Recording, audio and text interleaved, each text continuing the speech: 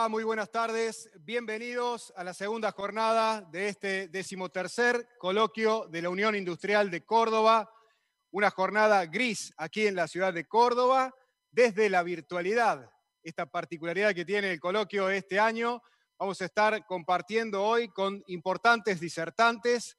Vamos a hablar de la coyuntura nacional, la coyuntura política y económica. Ese será el eje de esta segunda jornada. Ayer hablamos de calidad institucional.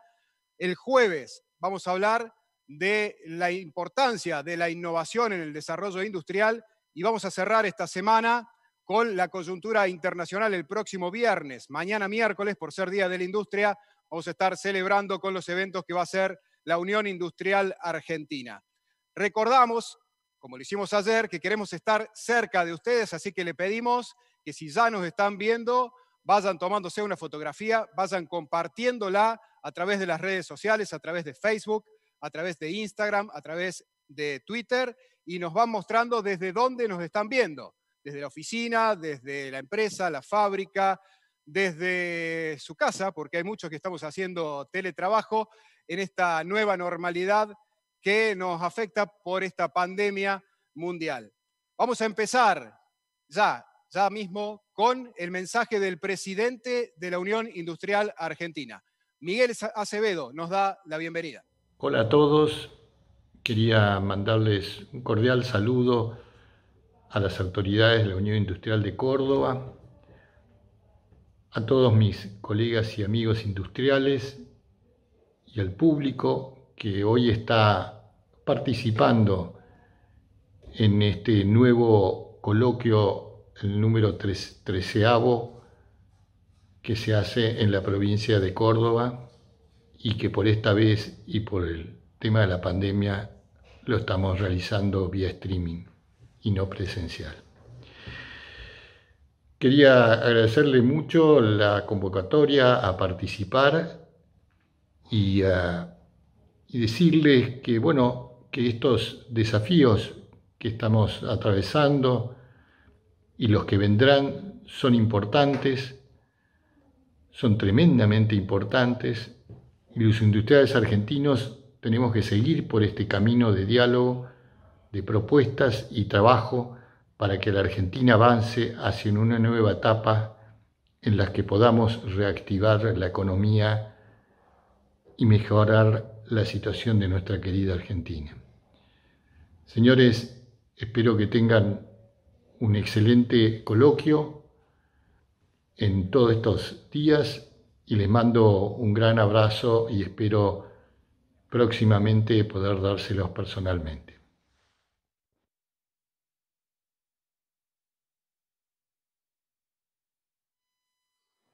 Muchas gracias, Miguel. Seguimos compartiendo con ustedes la 13ª edición del coloquio UIC, el coloquio de la Unión Industrial de Córdoba. Les recordamos que el próximo 8 y 9 de septiembre vamos a estar con la conferencia de los jóvenes industriales. Van a estar compartiendo sus experiencias con nosotros, Ricky Sarcani, mucha gente de Mercado Libre y también de la empresa Arcor, para ver cómo se están desenvolviendo en esta nueva normalidad en cada una de esas empresas. Vamos a agradecer a los sponsors que hacen posible esta transmisión. Empezamos por la empresa AGD. Le agradecemos también a Arcor, Cadena 3, FSA, al diario La Voz del Interior, al Ministerio de Industria, Comercio y Minería de la provincia de Córdoba.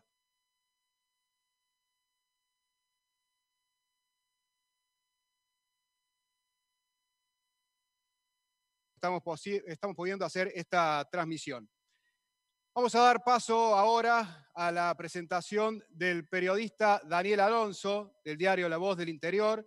Él va a ser el encargado de realizar la primera entrevista de este segundo día del coloquio del OIC. Daniel, ¿cómo te va? Buenas tardes. ¿Qué decís, Guille? ¿Cómo va? Muy buenas tardes. Gracias por estar aquí con nosotros y tenés una invitada de lujo. Así es. Bueno, el protagonista no soy yo para nada. Vamos a charlar con Julia Pomares, que es la directora ejecutiva de CIPEC. Es, desde mi punto de vista, uno de los think tank más importantes de la Argentina. Para chequear primero, Julia, ¿nos estás recibiendo allí bien? Perfecto, Daniel. Muy buenas tardes a todos.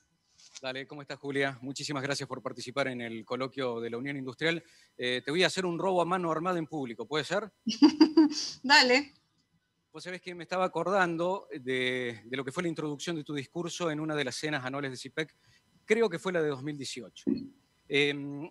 Vos usaste allí una figura que a mí me gustó mucho, habías hablado de qué pasaba si se apagara la luz del sol, ahora, en este instante, ¿te acordás?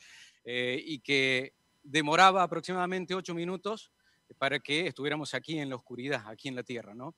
Esa es una figura muy potente, ¿no? Porque es como decir, estamos a 8 minutos del futuro, ¿sí?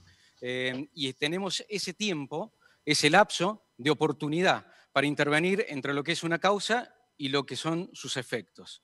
Y la impresión es que en este tiempo de pandemia, esos 8 minutos se han acelerado, ¿no? La pandemia en su ritmo exponencial ha acelerado todo, con lo bueno y lo malo, ¿no? Pero estamos viendo muchas cosas que nos preocupan, ¿sí? Entonces, en esa aceleración, uno imagina que la definición de políticas públicas, las prioridades sobre esas, son cada vez más urgentes. Y justamente ese es el tema de conversación, Juli. Con esto es como una pregunta abierta en rigor, pero a ver, desde CIPEC, ¿qué están visualizando cuando uno pasa el peine fino para saber cuáles son las políticas públicas que deberíamos estar mirando todos como país para poner en marcha en la pospandemia?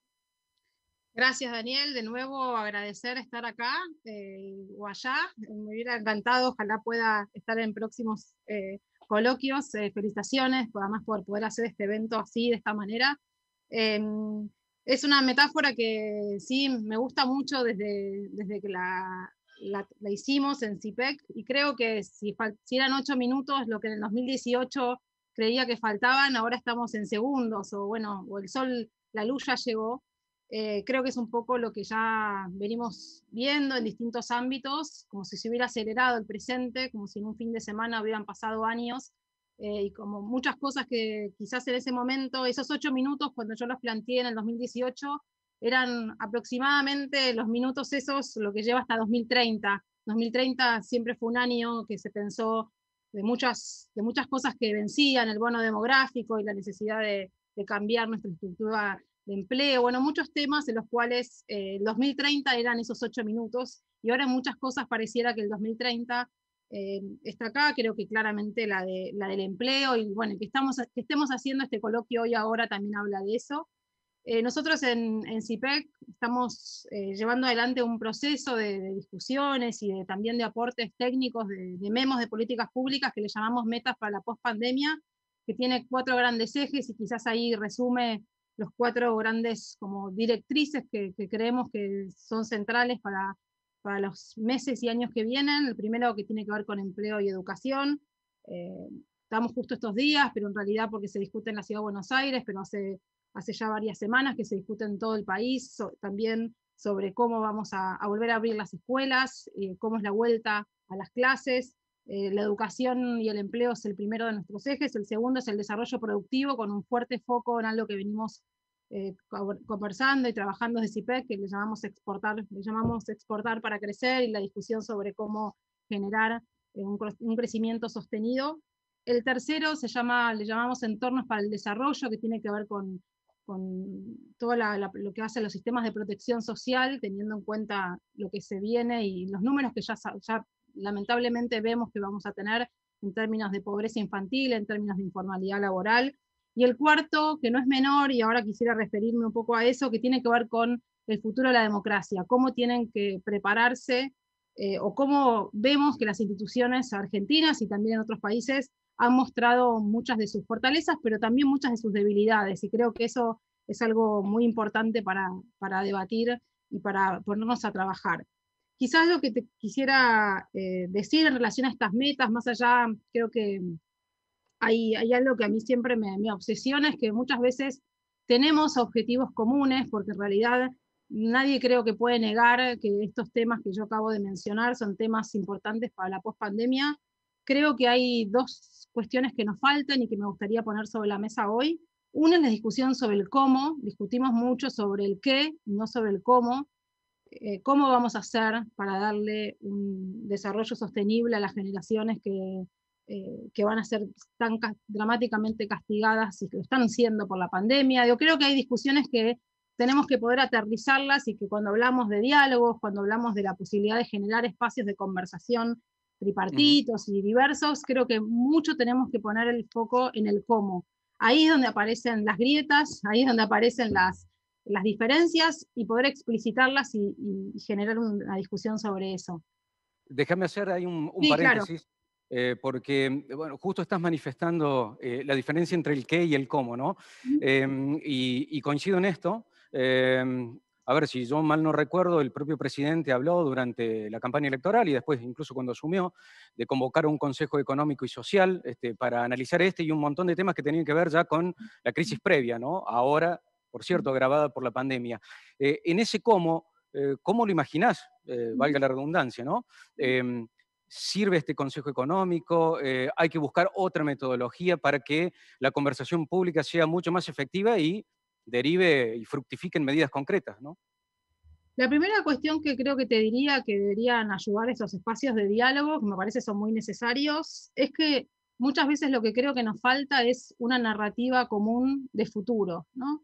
Más allá de las políticas públicas concretas, específicas, que desde ya hay mucho que trabajar y hay muchos déficits en implementación de políticas públicas de décadas en Argentina, en muchos ámbitos, creo que lo que muchas veces nos falta es qué es lo que nos une en relación a la mirada del horizonte hacia adelante. Creo que mucha la discusión, y sobre todo cuando se polarizan las discusiones en la política, y no solo en Argentina, las polarizaciones muchas veces llevan a discusiones sobre el pasado, ¿no? A hacer distintas lecturas y miradas del pasado, que desde ya tienen siempre una parte fructífera, pero lo que no pueden hacer es dejarnos anclados en el pasado. Y yo creo que la discusión que tenemos que darnos en esos diálogos y cómo esos diálogos pueden servir para aunar miradas de identidad de futuro, qué es lo que nos une a los argentinos para pensar ese futuro hacia adelante y que haya esas coincidencias, ¿no? Y que esas coincidencias nos permitan llegar a ese cómo. Y con respecto a lo que decís de los consejos económicos y sociales, creo que hay algunas enseñanzas de lo que han ocurrido en otros países. La primera tiene que ver con el método, cuál es el método con el que trabajan esos consejos. Creo que ahí hay mucho para tener de la experiencia internacional, cómo lograr hacer discusiones que tengan efectividades conducentes, ¿no? Que puedan anclarse en acciones concretas, y sobre todo algo que me parece importantísimo cuando funcionan estos espacios de diálogo, que tiene que ver cómo generar que los diálogos sean plurales y diversos y que no sean siempre los mismos actores, más allá de que siempre tenga que haber representación de sectores, que me parece que es muy importante y que tienen la legitimidad ahí, pero que haya también diversidad de miradas. Yo creo, por ejemplo, la mirada generacional. No sé, la Unión Industrial ha avanzado mucho, creo, en eso, y es un ejemplo de cómo incorporar las miradas más jóvenes, las miradas de las mujeres, que muchas veces están fuera de los espacios de decisión. Creo que también hay que pensar creativamente esos espacios de diálogo para que puedan dar el objetivo que buscamos. Y también te diría algo que me parece que es clave, y lo hemos visto en CIPEC, y he aprendido de mirar consejos y diálogos en otros países, que funcionan también cuando están atados a una planificación, ¿no? Cuando lo que esos consejos hacen es poner el norte, y después hay una planificación estratégica y anual que pone en marcha y lleva esas metas a concreción, ¿no? Y creo que eso es algo clave para avanzar, y ojalá que puedan darse esos espacios. Me parece que son muy importantes y que serían muy importantes para pensar la pospandemia, que también creo que hablar de pospandemia tiene algo de deseo, ¿no? Porque vamos a vivir probablemente con la pandemia de manera intermitente, y nosotros en CIPEC hablamos de ir hacia una economía de baja proximidad física, ¿no? Donde van a ser 1 o 2 años hasta que hayamos aprendido a convivir y a pasar esto. Seguramente pueda ser más, y va a ser una incertidumbre, pero donde podamos ir hacia esa economía de baja proximidad física, aprovechar el teletrabajo en los ámbitos que se puedan, en los otros poder hacer protocolos de manera de ir mutando hacia una posibilidad de ir rearmando nuestra economía. Julia, voy a apelar a tu rol más analítico. ¿Cómo es que marida todo esto con la agenda más de riñón político, ¿no? Y pienso cómo coexiste esta agenda de políticas públicas prioritarias con reforma judicial, cómo es que va a coexistir con las elecciones del año que viene, ¿no? El año electoral, cómo coexiste con los incentivos que existen en cada uno de los actores políticos más fuertes que tiene el país. ¿Qué estás viendo? Nosotros vimos al principio de la pandemia algo que se vio en muchos otros países, que es que la grieta o no sé, la polarización, ¿no? La polarización política había como si se hubiera congelado, ¿no? Como que había bajado, y lo digo no solamente en el discurso político, sino en el discurso público más en general. Esa creo que todos tenemos una percepción de que ese congelamiento de la polarización fue cambiando en estas últimas semanas, y claramente la elección, digo, en meses ya sobre la mesa, creo que es un traccionador, ¿no? De esa polarización, y lo estamos viendo en otros países también, pero yo creo que hay también incentivos para pensar que no hay forma de generar estos espacios de diálogo si no hay moderación, y si para lograr ciertos objetivos requieren que haya esos espacios de diálogo, y para eso requiere también más moderación. Está además estudiado para muchos otros países que de la posibilidad de que se generen y sean productivos esos espacios de diálogo requiere de ciertos, ¿no? Como núcleos de moderación, y creo que eso es algo muy importante, y que para eso también hay que poder generar, como te decía antes, la mayor diversidad y pluralidad posible, porque eso también creo que ayuda, y generacionalmente creo que también eso ayuda a poder moderar la conversación política y el diálogo, sobre todo de las políticas públicas más urgentes, que creo que muchas veces decimos, la Argentina no tiene políticas de Estado. Bueno, uno pregunta, ¿qué es una política de Estado? ¿No? Una política de Estado, desde mi punto de vista, digo, no hay una definición de manual. Una política de Estado es una política que tiene tal nivel de consenso en la sociedad, que es muy difícil de volver atrás, ¿no? En realidad son más políticas de la sociedad también, por eso se vuelven políticas de Estado.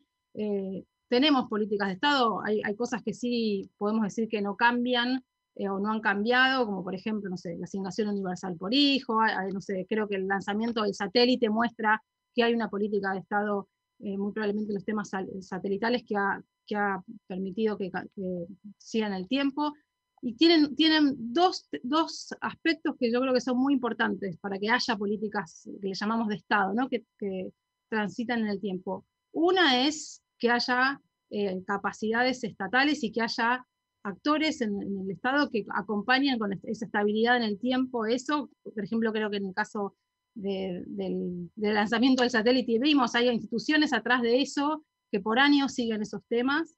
Y también creo que es el hecho de que podamos implementar cosas concretas y que den resultados. Eso es lo que es el prerequisito para que después algo se vuelva una política de Estado, ¿no? En algún sentido. Y si vos me decís, bueno, ¿dónde no hay políticas de Estado? Y sí, creo que donde hemos tenido claramente poca continuidad es en políticas que llevan a la estabilidad macroeconómica, muchos temas que seguramente se van a conversar en detalle en este coloquio, y creo que es ahí hacia donde tenemos que ir, y creo que la Argentina, volviendo a los 8 minutos, estamos en segundos, y esos segundos realmente son como el barco cuando uno empieza a hacer, ¿no? Hacia dónde se dirige. Una vez que toma ese rumbo, bueno, esos rumbos son los rumbos que hay que poder ponerlo de manera que sintamos que vamos en una línea sostenida, y que podemos generar un espacio de desarrollo sostenido para la Argentina, ¿no? Que creo que sería algo que seguramente de distintos sectores y espacios todos confiamos en eso.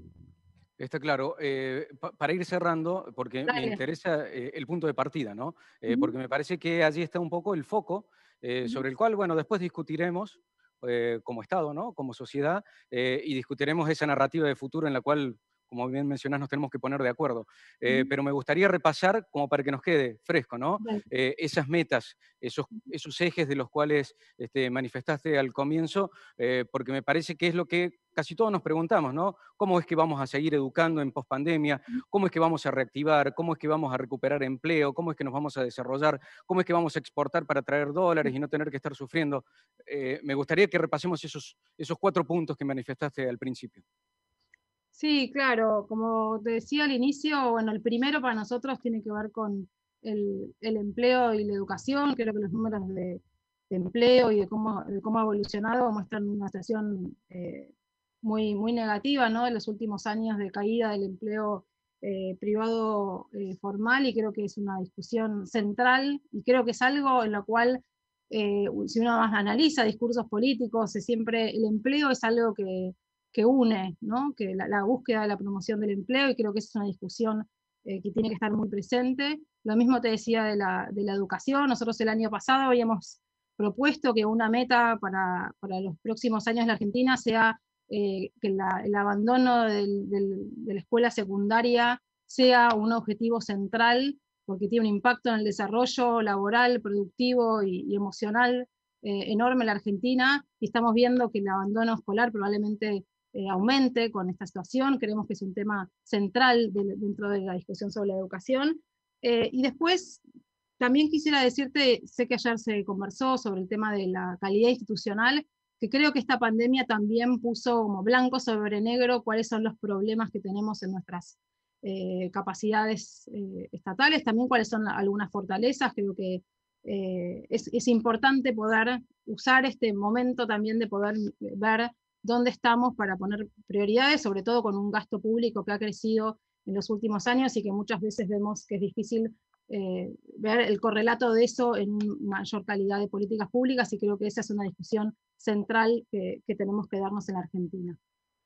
Buenísimo, Julia. Bueno, de mi parte, muchísimas gracias. Creo que en esencia es un aporte a lo que mencionábamos al principio, ¿no? A la conversación pública, y ayudarnos, ¿no? A encontrar cuáles son los focos sobre los cuales debemos trabajar como sociedad de aquí en adelante. Te dejo un saludo muy grande y muchísimas gracias por haber participado en el 13º Coloquio Industrial desde aquí, desde Córdoba. Gracias, Daniel, gracias por la invitación, y ojalá que aprovechemos estos minutos, segundos del futuro para poder generar una Argentina mejor. Así que a disposición también desde CIPEC para contribuir. Buenísimo, muchísimas gracias. Bueno, vuelvo con vos, Guille. Interesante, muy interesante. Gracias, Julia. Gracias, Daniel. Me gustó ese concepto de narrativa común de futuro. Muy difícil, ¿no? Uf. A veces no podemos ni siquiera hacer un acuerdo sobre narrativa del pasado, ¿te imaginas? Imagínate, y lo difícil que es el presente, imagínate lo que será pensar en el futuro. Claro que gracias, sí. Daniel, un gusto. A ustedes, gracias.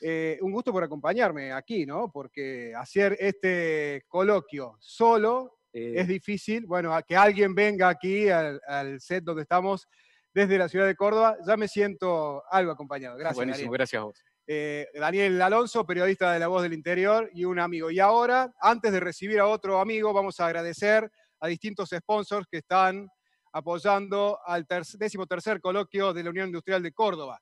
Agroeducación, Aladio, Bancor, Canal 12, IRAM, la empresa láctea Manfrey, Establecimiento Metalúrgico Oncativo, Refinería del Centro, Ternium Argentina y ZF Argentina. Decía que vamos a recibir a otro colega, también amigo, compañero de trabajo en Cadena 3, que, bueno, gracias a esto de la virtualidad también permite que personas que están a miles de kilómetros puedan estar en este coloquio de la Unión Industrial. Recibimos a Adrián Simeoni, periodista desde Washington. Adrián, ¿cómo te va? Buenas tardes. Hola Guille, buenas tardes a todos, un gusto, un placer para mí, un honor que me inviten a esto.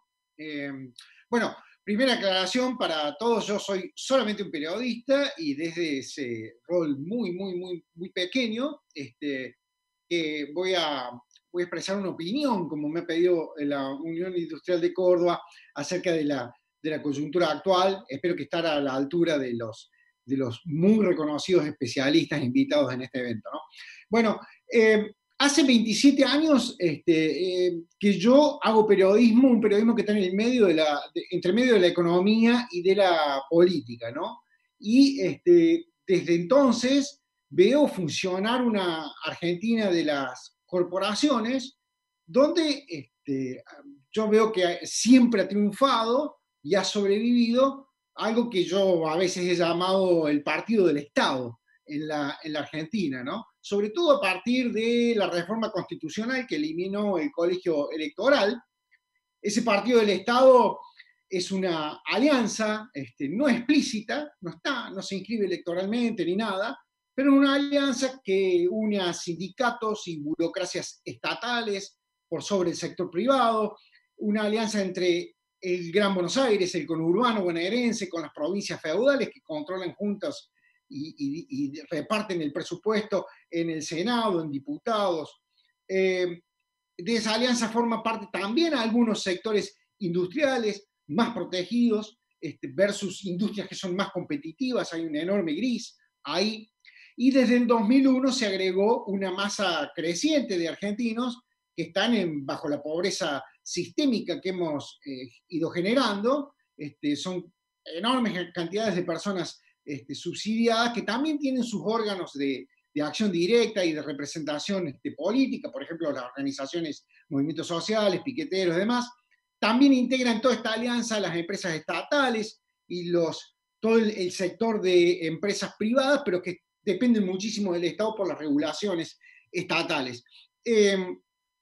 Bueno, esta alianza que para mí ha sido hegemónica en el país y que ha entrado en sucesivas crisis, pero nunca dejó de ser, de manejar la hegemonía del país, generó dos cosas inevitables a lo largo del tiempo y con las que están a la vista nuestras desde hace muchísimo tiempo, por lo menos de los que hacemos periodismo, está siempre ahí en la mesa y nunca se termina de resolver, crisis tras crisis, ¿no? Hay un Estado que en sus tres niveles aparece como desmesurado, digamos, hay una economía que no lo puede sostener, ¿no? Es un Estado que está en permanente déficit, o casi permanente déficit, cuando no lo está es una especie de milagro, una situación muy coyuntural, pero no tiene un financiamiento sólido ese Estado, en sus tres niveles, ¿no? Y hay una economía cuya reconversión, perdonen, ha sido abortada sucesivas veces, o ha sido abortado parcialmente o totalmente, con alguna serie de mecanismos, ¿no?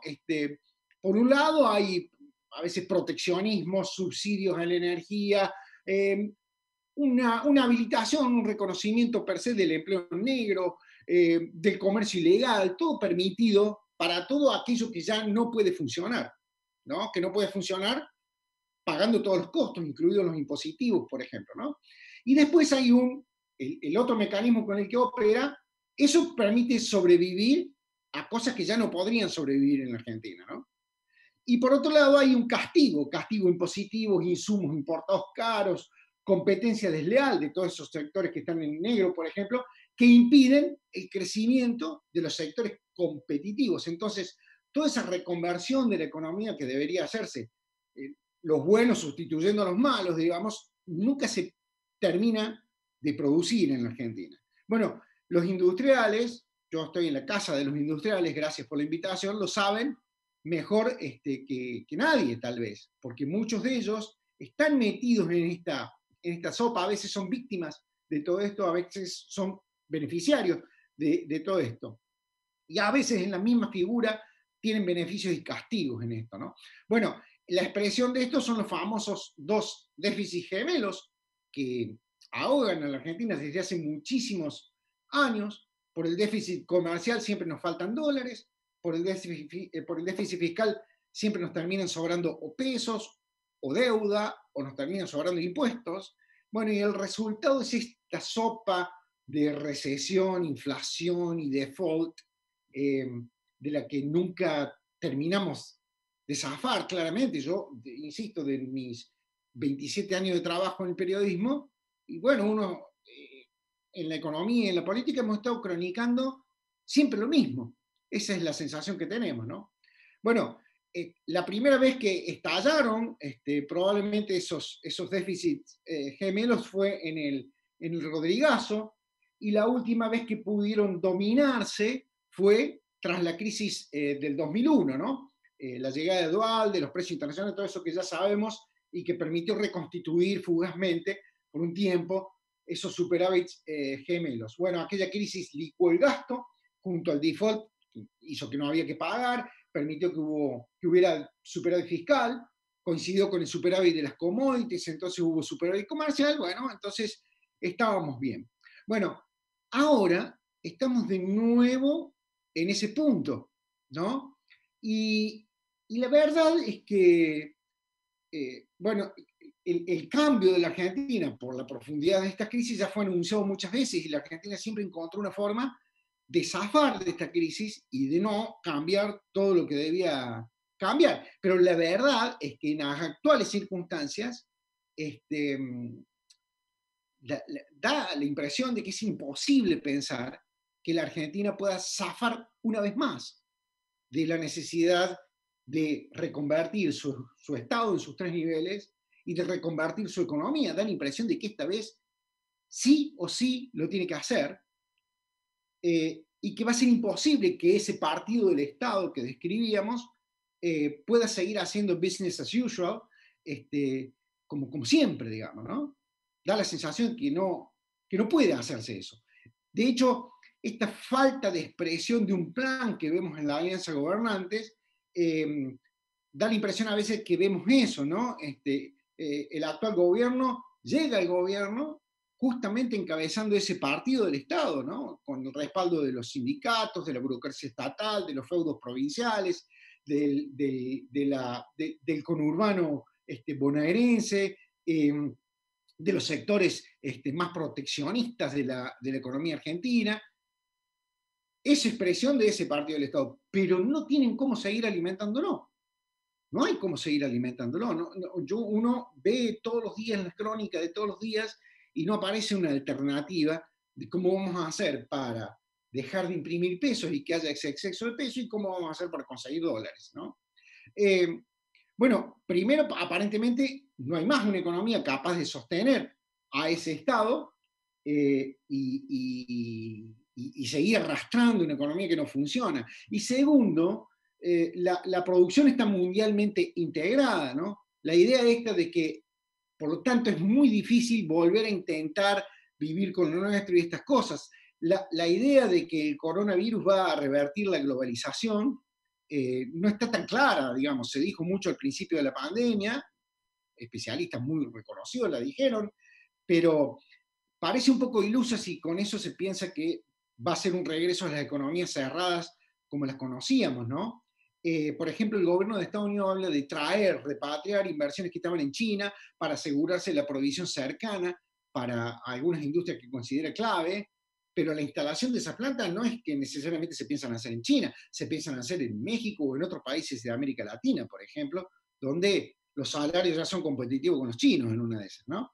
De hecho, fíjense la producción y la prueba de las mismísimas vacunas para el coronavirus. Decimos que el coronavirus es la muerte de la globalización, pero las mismas vacunas que se van a hacer son el mejor ejemplo de la globalización. Son muchas vacunas que se están probando en decenas de países al mismo tiempo y se están fabricando en decenas de países al mismo tiempo. La verdad que ella misma refuta la idea de un regreso a estos feudos cerrados, ¿no? Bueno, tercero, el mundo está mucho más liberado ahora que hace 34 años. Entonces, cerrarse en respecto de un mundo que de por sí estaba cerrado, la distancia no era tan grande, pero hoy cerrarse, que la Argentina siga cerrada frente a un mundo que está mucho más liberado, parece que hay una brecha mucho más grande, ¿no? Te empobrece, te puede llegar a empobrecer mucho más, porque el salto es peor. Miren, estaba viendo cifras del Banco Mundial en 1994,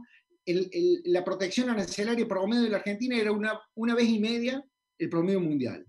Y hoy es prácticamente el triple del promedio mundial. Y han bajado los aranceles argentinos, pero el resto del mundo han bajado muchísimo más. Entonces, quedarse aislado en ese mundo es cada vez más difícil. De hecho, vemos, por ejemplo, en el Mercosur, no tenemos ya los compañeros de ruta que teníamos. Hace 20 años, la Argentina al menos tenía un amigo fuerte en ese camino del proteccionismo, que era Brasil. Argentina y Brasil parecían hace, no sé, 15 años los últimos mohicanos del proteccionismo, pero Brasil ya dejó de serlo, y no con Bolsonaro, con Lula lo dejó de ser, empezó a dejar de serlo, ¿no? Bueno, entonces, da la sensación de que la Argentina es imposible que haga de nuevo su mismo viejo pase de magia, por el cual todo cambiaba y no cambiaba nada. Da la sensación de que no va a poder hacer eso, de que realmente, como en el 2001, esta vez no le queda otra que reconstituir sus superávit gemelos. Y para eso va a tener que reformar su Estado y va a tener que reformar su economía, a menos que querramos que suceda esto a la bruta, como sucedió en la crisis del 2001, que no sea conducido políticamente, que lo podamos hacer en forma civilizada, ¿no? La Argentina agotó todas sus posibilidades de financiamiento, ya lo sabemos, acabamos de salir del default, pero el riesgo país sigue arriba de los 2.000 puntos. Supongamos que baja la mitad, bueno, Sergio Zuccovici sabe mucho mejor que yo todo esto, supongamos que baja la mitad, pero 10 puntos, 10% de tasa de interés sería una locura igual para un país, digamos, significa seguir sin acceso al crédito en el fondo, ¿no? Bueno, ¿qué pasa? Si esto llega a ser así, si la Argentina está ante esa inevitabilidad, yo creo que el sector industrial va a estar en el centro de esta cuestión.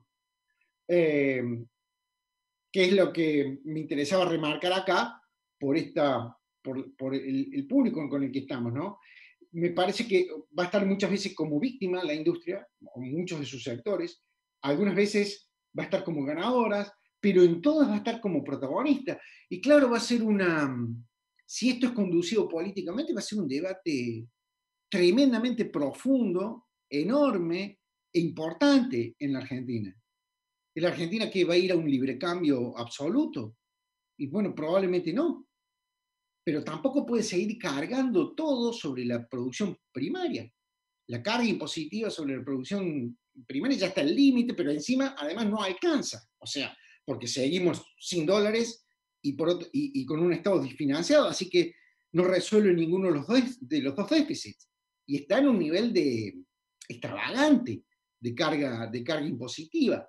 No alcanza para financiar el Estado, ni tampoco alcanza para transferir recursos a otros sectores de la economía, un sector secundario o terciario, ¿no? Además, esta pelea de agro e industria ya es por migajas, digamos, ya está en los niveles más bajos. Lo vimos hace poquito cuando el Consejo Agroindustrial argentino presentó su plan ante el gobierno. Vimos prácticamente que hay una pelea entre la producción primaria, que no se siente, una buena parte, que no se siente representada en ese consejo agroindustrial, y están peleando por 3 puntos, 4 puntos de diferencia de arancel entre la soja poroto y la soja harina o la soja aceite. O sea, es un nivel elemental de industrialización y ya están peleando, digamos. Ni siquiera el sector primario y agroindustrial se reconocen como uno solo, digamos. Ya hay una discusión ahí. Imagínense la discusión eterna que hay en Córdoba entre Techint y las autopartistas. Digamos, ¿qué queda entonces para esto, no? ¿A quién le vamos a cargar esto? Bueno, seguir confiscándole el 33% de la facturación bruta al agro es un poco inviable. Seguir degradando los suelos, es menor inversión, menor productividad, retracción de la frontera agrícola. Encima de eso coincide con encarecerle los insumos importados al agro, en maquinaria, agroquímicos, semillas. Nos olvidamos que en el resto del mundo las retenciones no son solamente una extravagancia. Hay países tan competitivos como la Argentina que no tienen retenciones, ya lo sabemos, Uruguay, Paraguay, y hay potencias industriales como Brasil que no solo no castigan al agro, sino que tienen aranceles protectivos del arroz, el maíz o la soja. Es decir, nosotros somos un pescado extremadamente raro y cada vez más raro. Bueno, entonces el agro argentino, por sus condiciones extraordinarias y por la gimnasia que tiene, puede hacer una contribución extraordinaria al Estado y al resto de la economía. Pero es imposible que supere un límite muy bajo. Supongamos que las retenciones quedaran en 5%. Eso le da una ventaja al resto de la economía de contar con una base proteínica y energética 5% más barata que la del resto del mundo. Debería ser suficiente, ¿no? ¿Por qué más? Sobre esa base después cada industria se la debería ingeniar para producir lo que fuera. Carne, fideo, etanol, biodiesel, cualquier cosa, sabiendo que además sus asalariados van a tener una base alimentaria más barata, supuestamente, que la de los competidores, ¿no? Bueno, ahora imagínense en ese cambio de cosas lo que le espera a la industria. Tendría que ser un enorme esfuerzo de muchísimos sectores industriales para acomodarse a esta situación de reconversión total, ¿no? y va a ser muy difícil, además, cada vez más difícil que actúe como un bloque, porque no son lo mismo los frigoríficos competitivos, que también pagan retenciones cuando exportan, que la industria fueguina que arma celulares que cuesta más importarlos desarmados para que ellos los armen, que importarlos ya armados en origen, ¿no? La Argentina, después de estas 7 décadas de sustitución de importaciones, tiene un embrollo que es muy difícil de desarmar. Y ahí es donde va a haber una discusión que la verdad yo no puedo anticipar. Estas versiones de que nos vamos a sentar a dialogar y a consensuar todo esto, a mí como periodista me generan muchas dudas porque va a correr mucha sangre, va a haber muchos sectores que no van a poder adaptarse a esos cambios. Y encima, ese consenso, si cambia las cosas, va a tocar los intereses de este partido del Estado, que es el que gobierna en la Argentina desde hace 40, 50 años. Entonces, iniciar ese proceso va a ser tirar un hilo que va a ser interminable, digamos, va a arrastrar una enorme cantidad de discusiones. Si esto va a suceder, a mí me parece que es inevitable que suceda, no sé si va a suceder de forma pacífica, conversada, o va a ser un conflicto un poco más, más duro, más agresivo. Lo que sí, quiero seguir siendo periodista un par de añitos más para verlo en vivo y en directo. Esto es todo lo que quería decirles. Muchísimas gracias a todos, espero que les sirva. Gracias, Adrián. Muy interesante, como siempre. Desde Washington, Adrián Simeoni, periodista de Cadena 3, desde aquí, desde Córdoba. Y esta visión que Adrián viene sosteniendo desde hace muchos años y que, bueno, en estos días obviamente tiene otro valor y además con el condimento particular del rol que tendrá la industria en este cambio que tendrá que dar en algún momento la República Argentina. Gracias, Adrián, te saludamos a la distancia. Gracias a usted.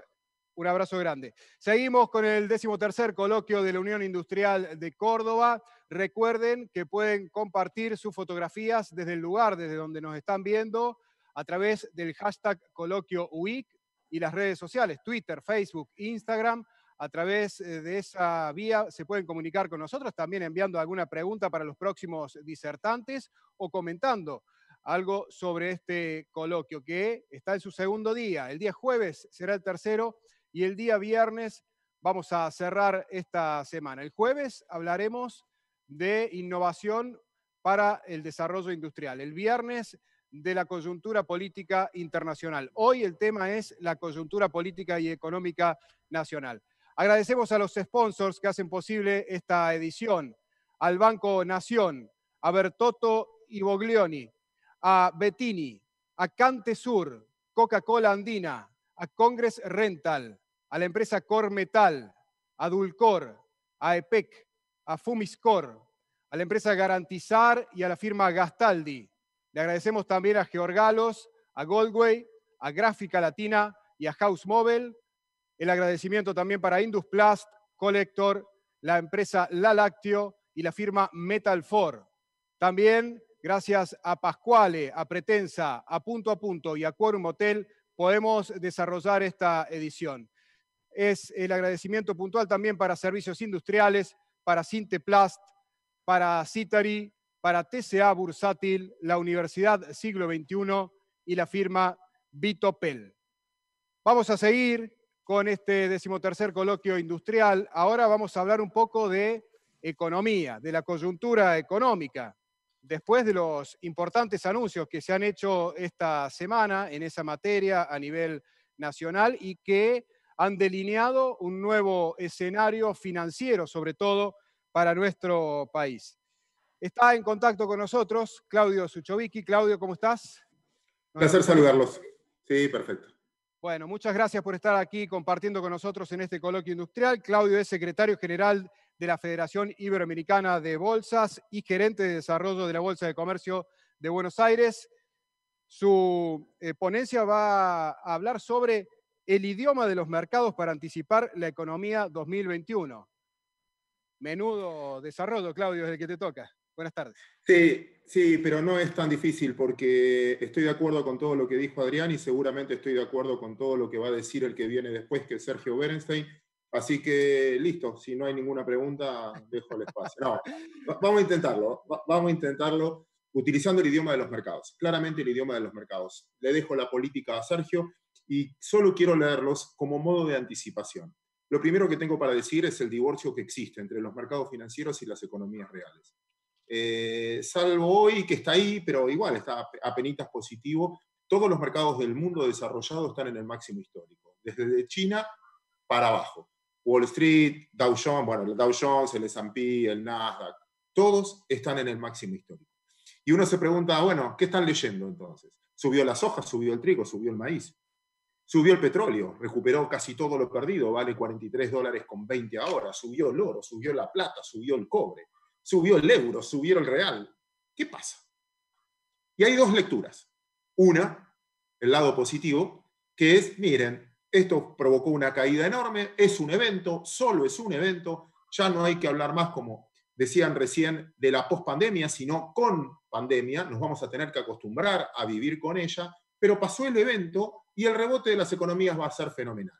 Ya China trabaja al 80% de capacidad instalada, empezó a demandar materias primas. Si esto se entendió en el mundo como una crisis de oferta, señores, reponer la oferta está intacta porque no se destruyó nada, no se destruyó puertos, no se destruyó nada.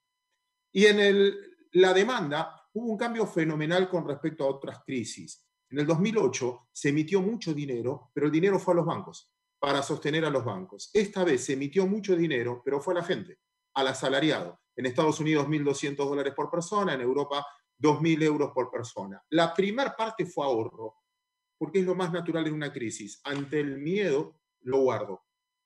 Por primera vez, me lo corregirá Adrián, un americano ahorró plata. Según la Reserva Federal, el 34% fue ahorro. Nunca ahorran ellos. Bueno, ahorro es consumo postergado. Entonces, la expectativa positiva es, bueno, ahora que se están recuperando los puestos de trabajo, que se recupera venta minorista, eso va a volver y se va a volver a consumir. Comparto con lo que decía Adrián recién también. No es el fin del capitalismo ni el fin de la globalización. Miren y googleen la reapertura de Zara en Europa. En un día vendieron lo que no habían vendido en el mes previo a la pandemia. La de H&M o la de ciertos lugares, quizás es eventual. Bueno, esa es la mirada positiva. La mirada negativa. ¿Saben qué? Emitieron tanto dinero que la gente no quiere plata. Ahorra en bienes. Entonces prefiere tener soja como una criptomoneda, prefiere tener maíz, si sube la soja, sube el trigo, sube el maíz, sube el oro, sube la madera, sube el euro, sube las bolsas, las acciones, suben los bonos, no es que sube todo, baja el dólar. En ambos casos es una buena noticia para nosotros, por lo bueno o por lo malo. ¿Por qué? Suben las materias primas, 1. 2. La tasa de interés va a ser 0 hasta el 2022. Escuchen este dato. El 86% de los bonos del mundo rinden menos del 2% anual. Pregunta, no le veo la cara a ninguno de ustedes, pero les pregunto y me voy a imaginar la cara de todos ustedes. ¿Quién de ustedes quiere vivir de rentas? Dejar de trabajar, basta de arriesgar, estoy harto de tomar gente, de juicio, basta, vivo de rentas. Vendo todo y vivo de rentas. Estoy viendo la cara de todos me están haciendo así, yo estoy cansado. Olvídense, van a tener que seguir laburando. ¿Por qué? Porque no hay renta en el mundo. El 86% de los bonos rinden menos del 2% anual. El 3% de los bonos rinden más del 5% anual. Ahí tengo, para ofrecerles. Si quieren, venden todo, yo me dedico a las finanzas, es mi vida, que está en crisis ahora, y me dan la plata y digo, bueno, ¿qué tengo para ofrecerte más del 5%?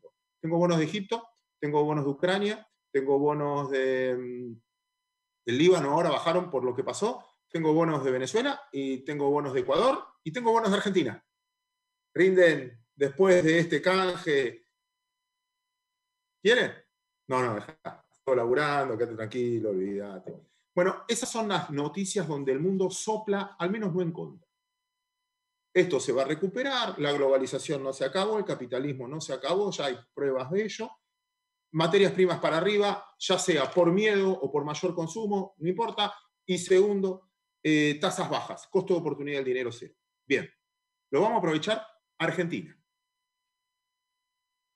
Ay, me cuesta. ¿Y cuántas pelotas le voy a dejar picando a mi amigo Sergio Berenstein? Porque ya a veces no sé si están buscando algo a propósito, una disrupción a propósito para porque todavía tienen a quién echarle la culpa o realmente lo van a planificar. A ver, ¿vieron la película Match Point? La de Woody Allen, que la pelotita va, viene, pega en la red. Si pasa, sos campeón mundial. Si queda de tu lado, un fracasado. Perdiste la final. Bueno, la pelota está en la red. Contexto internacional a favor. Si Argentina apuesta a la producción, Argentina emitió el doble de pesos de lo que había hace un año. Le hablo a las personas que tienen más de 40 años ahora. La masa monetaria de Argentina es el doble, exactamente el doble que hace un año. Y el PBI cayó. Tengo más pesos para menos cantidad de productos. ¿Cómo termina? Dos caminos. Que Argentina incentive la inversión. Con estos pesos que te sobran, producí. Yo fabrico 300 pulóveres. Me demandan 400. ¡Wow! ¿Qué puedo hacer? La lógica, aumentar la inversión, aumentar la producción porque diluís tus costos fijos. Eso aprendíamos en la facultad. ¿Qué te dice un industrial argentino y la mayoría de todos ustedes? Claudio, está perfecto, es verdad, tengo más demanda. La verdad que tengo más demanda de autos, tengo más demanda de material de la construcción, tengo más demanda de tela. Tenemos un problema. Las fábricas producen menos porque tienen un protocolo COVID. Entonces, la misma cantidad, necesito con el plantel de gente para ir a trabajar y espaciarlos. Segundo, yo fabrico, no sé, remeras. ¿Cómo hace, siendo Suchovicki, estos procedimientos lo conozco? ¿Cómo hacen en 11? Yo te pago la tela, con cheques a 90 días. Vos me das la tela. Yo con esa tela fabrico la remera, la vendo y después te cancelo el cheque a 90 días. ¿Qué diría mi BOVE en este caso? Vos tenés que pagar a tu proveedor un par de días después de lo que vos recaudás. Ese es el secreto de la industria textil. Que tu cheque venza después, que el cheque tuyo venza después del que te pagan a vos. Punto. ¿Qué digo y por qué cierro esto? Para aumentar la producción necesitas mucha inversión. Para mucha inversión, el empresario te mira a los ojos y te dice, Claudio, ¿tomaría gente con esta carga laboral? Claudio, con estas tasas de interés y este acceso al crédito, donde yo necesito financiarme y no sé de quién es el cheque, no sé si me viene de vuelta o no, ¿aumentás la producción? ¿Vos me garantizás que la demanda no es porque se sacan los pesos de encima y la demanda es crónica? ¿Sabes qué? Espero, decido esperar. Como decido esperar, en ese contexto, ahí se frena la economía. Ahora bien, si Argentina apuesta a la producción con reforma laboral, políticamente no sé si lo van a poder hacer, y una reforma fiscal en que no sea un duro trance para la Argentina, Argentina tiene una ventana abierta en serio, porque el contexto les juega a favor y Argentina cambiaría pesos por producción. Probabilidad de ocurrencia. Punto. Vamos al lado negativo. Supongan que no pasa. Argentina acaba de hacer una muy buena noticia. Estiró la deuda para dentro de 3 años. Muy importante por lo que evitó. Punto. La tiró para adelante. Bajó la tasa de interés y por 3 años Argentina no tiene que pagar deuda. ¿Qué resolvió?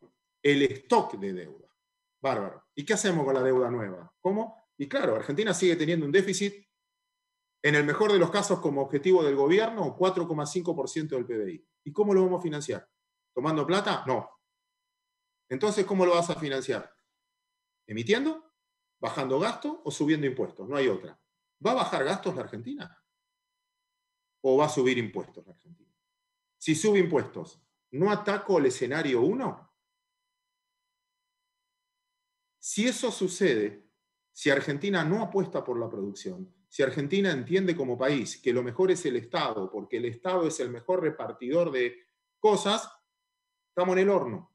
Por desabastecimiento primero, antes que de inflación. O de hiper. Sí, inflación ya hay, pero desabastecimiento primero, porque no hay inversión y porque encima se trabaja a mitad de máquina, con un mundo creciendo. Entonces el escenario, por eso pongo la película Match Point, y el escenario es una decisión política, ¿qué quiere hacer la Argentina? Y esa decisión no es de largo plazo. En largo plazo, tarde o temprano vamos a salir. De una manera u otra vamos a salir. con una B corta donde todavía no vimos lo peor, o una U si Argentina decide ir por un camino normal. Pero eso es una decisión política que se va a definir ahora en los próximos, para mí, 3 meses, 2 meses. ¿Por qué? Vamos a las variables por último. Las variables económicas interpretando, que es el objetivo de hoy, interpretando los precios del mercado. 1. Dólar. Bueno, ¿qué dólar? Tipo de cambio oficial. El que le importa a muchos de ustedes. Tipo de cambio oficial. No importa lo que pienso yo. No sirve para nada lo que yo pienso. Perdón, Adrián, tampoco importa lo que pensás vos. Perdón, Sergio, tampoco importa lo que pensás vos. Importa lo que piensa el que tiene la Mont Blanc hoy. El gobierno. Y lo escucho, y el gobierno cree que la emisión monetaria no genera inflación. Lo dicen abiertamente. ¿Y qué genera inflación? Picos del dólar. Le pasó a Macri en el principio del 2015, 82, 89, 2001. Si el dólar pica, los precios van atrás. Entonces, te voy a controlar el tipo de cambio. No esperen una mega devaluación. Salvo que se las haga al mercado en el escenario 2 que planteaba yo, que la pelota quede. Nunca devalúa un gobierno. Macri no es que quiso devaluar. Devalúa el mercado cuando te deja sin reservas. Pero de principio lo van a querer hacer. ¿Y cómo lo controlan? No es tan complicado para ellos, en la mente de ellos. ¿Qué dicen? Claudio, superávit comercial. Más o menos 10.000 palos este año, 500, 600 palos por mes. Bárbaro. Tengo esos dólares. ¿Quién más vende? Vende el comercio exterior, obligado. ¿Quién más vende? No. ¿Alguno de ustedes vende oficial? No hay venta de dólar oficial. ¿Quién va a vender dólar oficial? Entonces, tengo eso solo. Me entraron este mes 500 palos. Bárbaro. ¿Quién me compra dólares? 4 nada más. Importador, el que paga deuda, el que compra dólar ahorro y dólar turista. Dólar turista, no vamos a viajar. No hay demanda de dólar turista. No te van a dejar usar la tarjeta afuera. Dólar ahorro, 200 dólares y te pondrán que no la saques del banco para que no se lleve a la reserva. Es un número, serán 1.000 palos. Bueno, tacho 1.000 palos que se me van a ir. ¿Quién más compra dólares? El que paga deuda. Y el Estado ya tiró para 3 años. No va a haber. Es baja la demanda y es baja la deuda privada en dólares en Argentina. ¿Quién te queda? El importador. ¿Y qué van a hacer? Eso. Chango, ¿cuántos dólares entraron? 400 palos. Vos, Sergio, ¿qué querés importar? Celulares para vender por mercado. No, olvídate, salí. Vos, Adrián, ¿qué querés importar? Papelitos, no te dejo. ¿Vos qué querés importar? Una máquina para producir. Sí, quizás te dejo. Para controlar la inflación o lo que fuera. Entonces, lo van a tratar de controlar así. No sé si van a poder.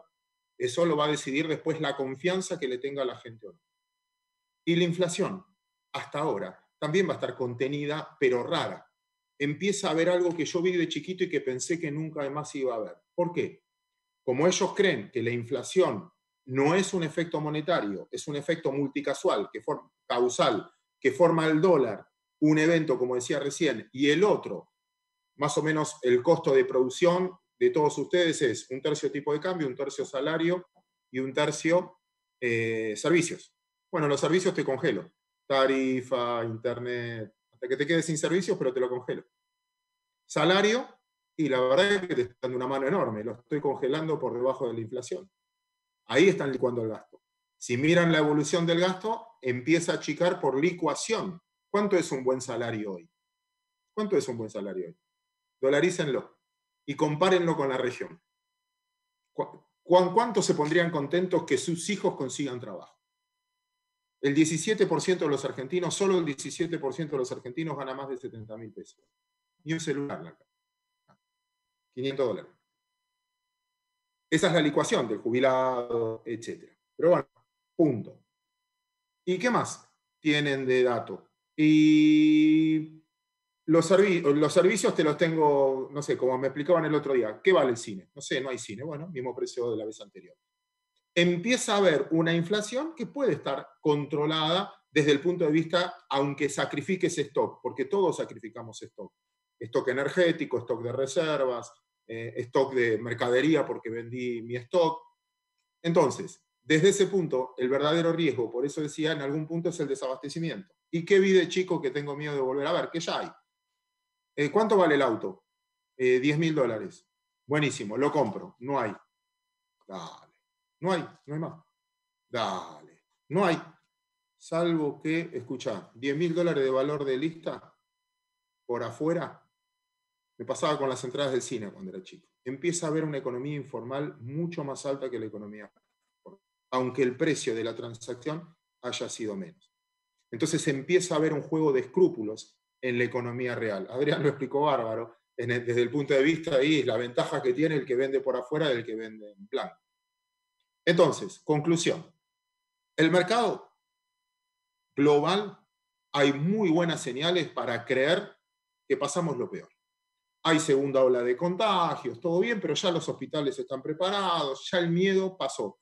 Aprendieron en el mundo, Alemania o lo que fuera, a vivir con pandemia. Punto. Se empiezan a respetar los protocolos y nos acostumbramos a eso. En Argentina, le voy a dejar la pelota picando a Sergio. La decisión es política, no es económica. Si Argentina apuesta al sector privado o no. El sector privado da el 80% del PBI argentino. PBI es igual a consumo, más gasto público, más inversión, más exportaciones, menos importaciones. Si yo solo fomento el consumo sin inversión, igual desabastecimiento. Consumo sin inversión, igual desabastecimiento. Si no hay inversión privada, no hay salida. Si Argentina cree eso, me parece que es barata. Los precios de hoy son baratos y vale la pena el riesgo. Le dejo la pelota a Sergio. Si la Argentina no cree eso, nosotros como país, no, el Estado, vos no sabés repartir, el Estado reparte. Vos dame y yo voy a... La Argentina es cara. En ese escenario, la Argentina es cara. Pensémoslo, participemos tratando de sostener al sector productivo y le paso la pelota a Sergio.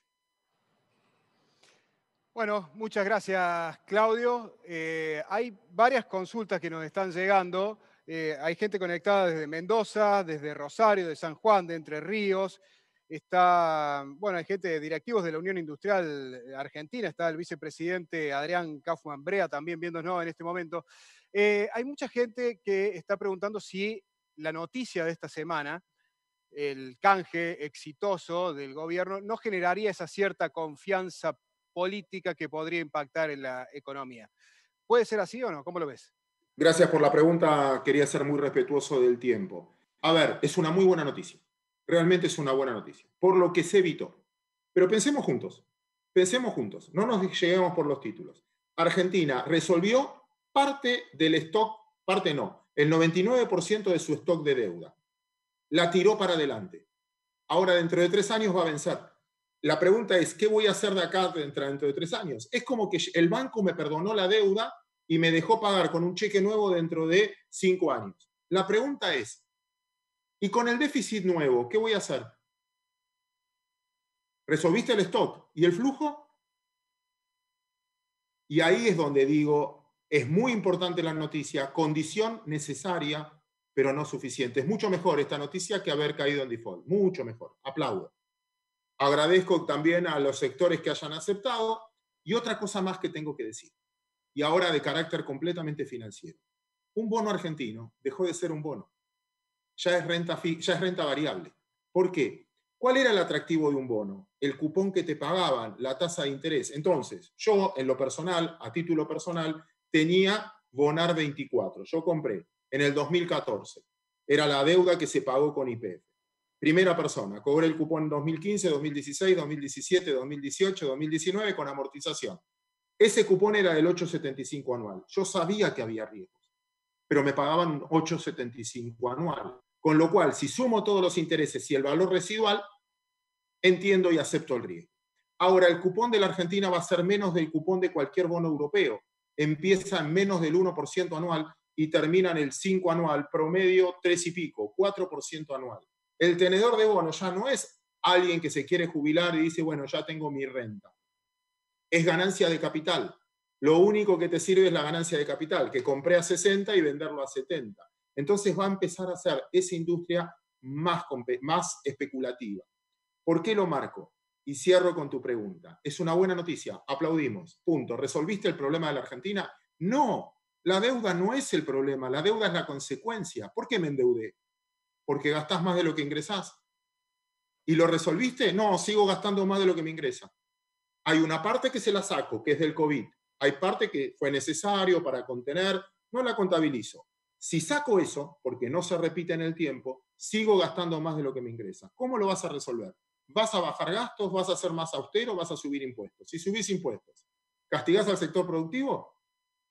¿Cómo vas a financiar eso? Por eso te contesto, y ahora espero haber sido concreto en la respuesta, es una buena noticia. Si va a cambiar las expectativas, depende de lo que hagas al futuro. La gente no invierte por el pasado, ¿eh?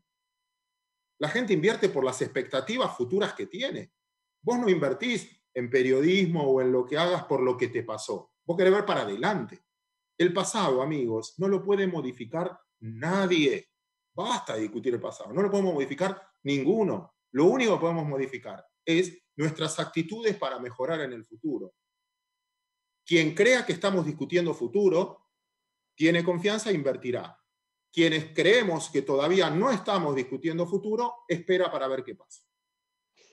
Claudio, bueno, se nos acabó el tiempo, lamentablemente hay varias consultas más, pero creo que ha sido muy, pero muy gráfico en tu exposición.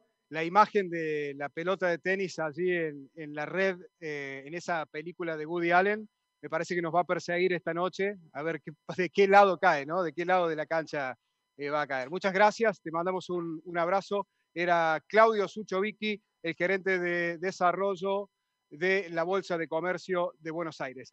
Seguimos nosotros con la 13ª edición del Coloquio Industrial de Córdoba. Recuerden, hashtag ColoquioWeek a través de las redes sociales, de Facebook, de Twitter, de Instagram. Allí pueden enviar sus consultas. Pueden también enviarnos sus fotografías, saber desde dónde y cómo nos están viendo, desde la oficina, desde la fábrica, desde la casa haciendo home office, desde el lugar en que nos estén sintonizando en este coloquio virtual, en esta nueva normalidad. Vamos a seguir hablando de la coyuntura nacional, en este caso, la mirada sobre la política. Decía recién Suchovicki que le pasaba la pelota a Sergio Berenstein, que ya está conectado con nosotros. Sergio Berenstein, analista político, en varios medios lo podemos ver. Sergio, ¿nos escuchás bien? Buenas tardes. Sí, ¿qué tal? Buenas tardes. Un gusto estar con ustedes. Muchas gracias por convocarme. Bueno, análisis estratégico de la coyuntura política argentina, ese es el título de tu disertación. Te escuchamos.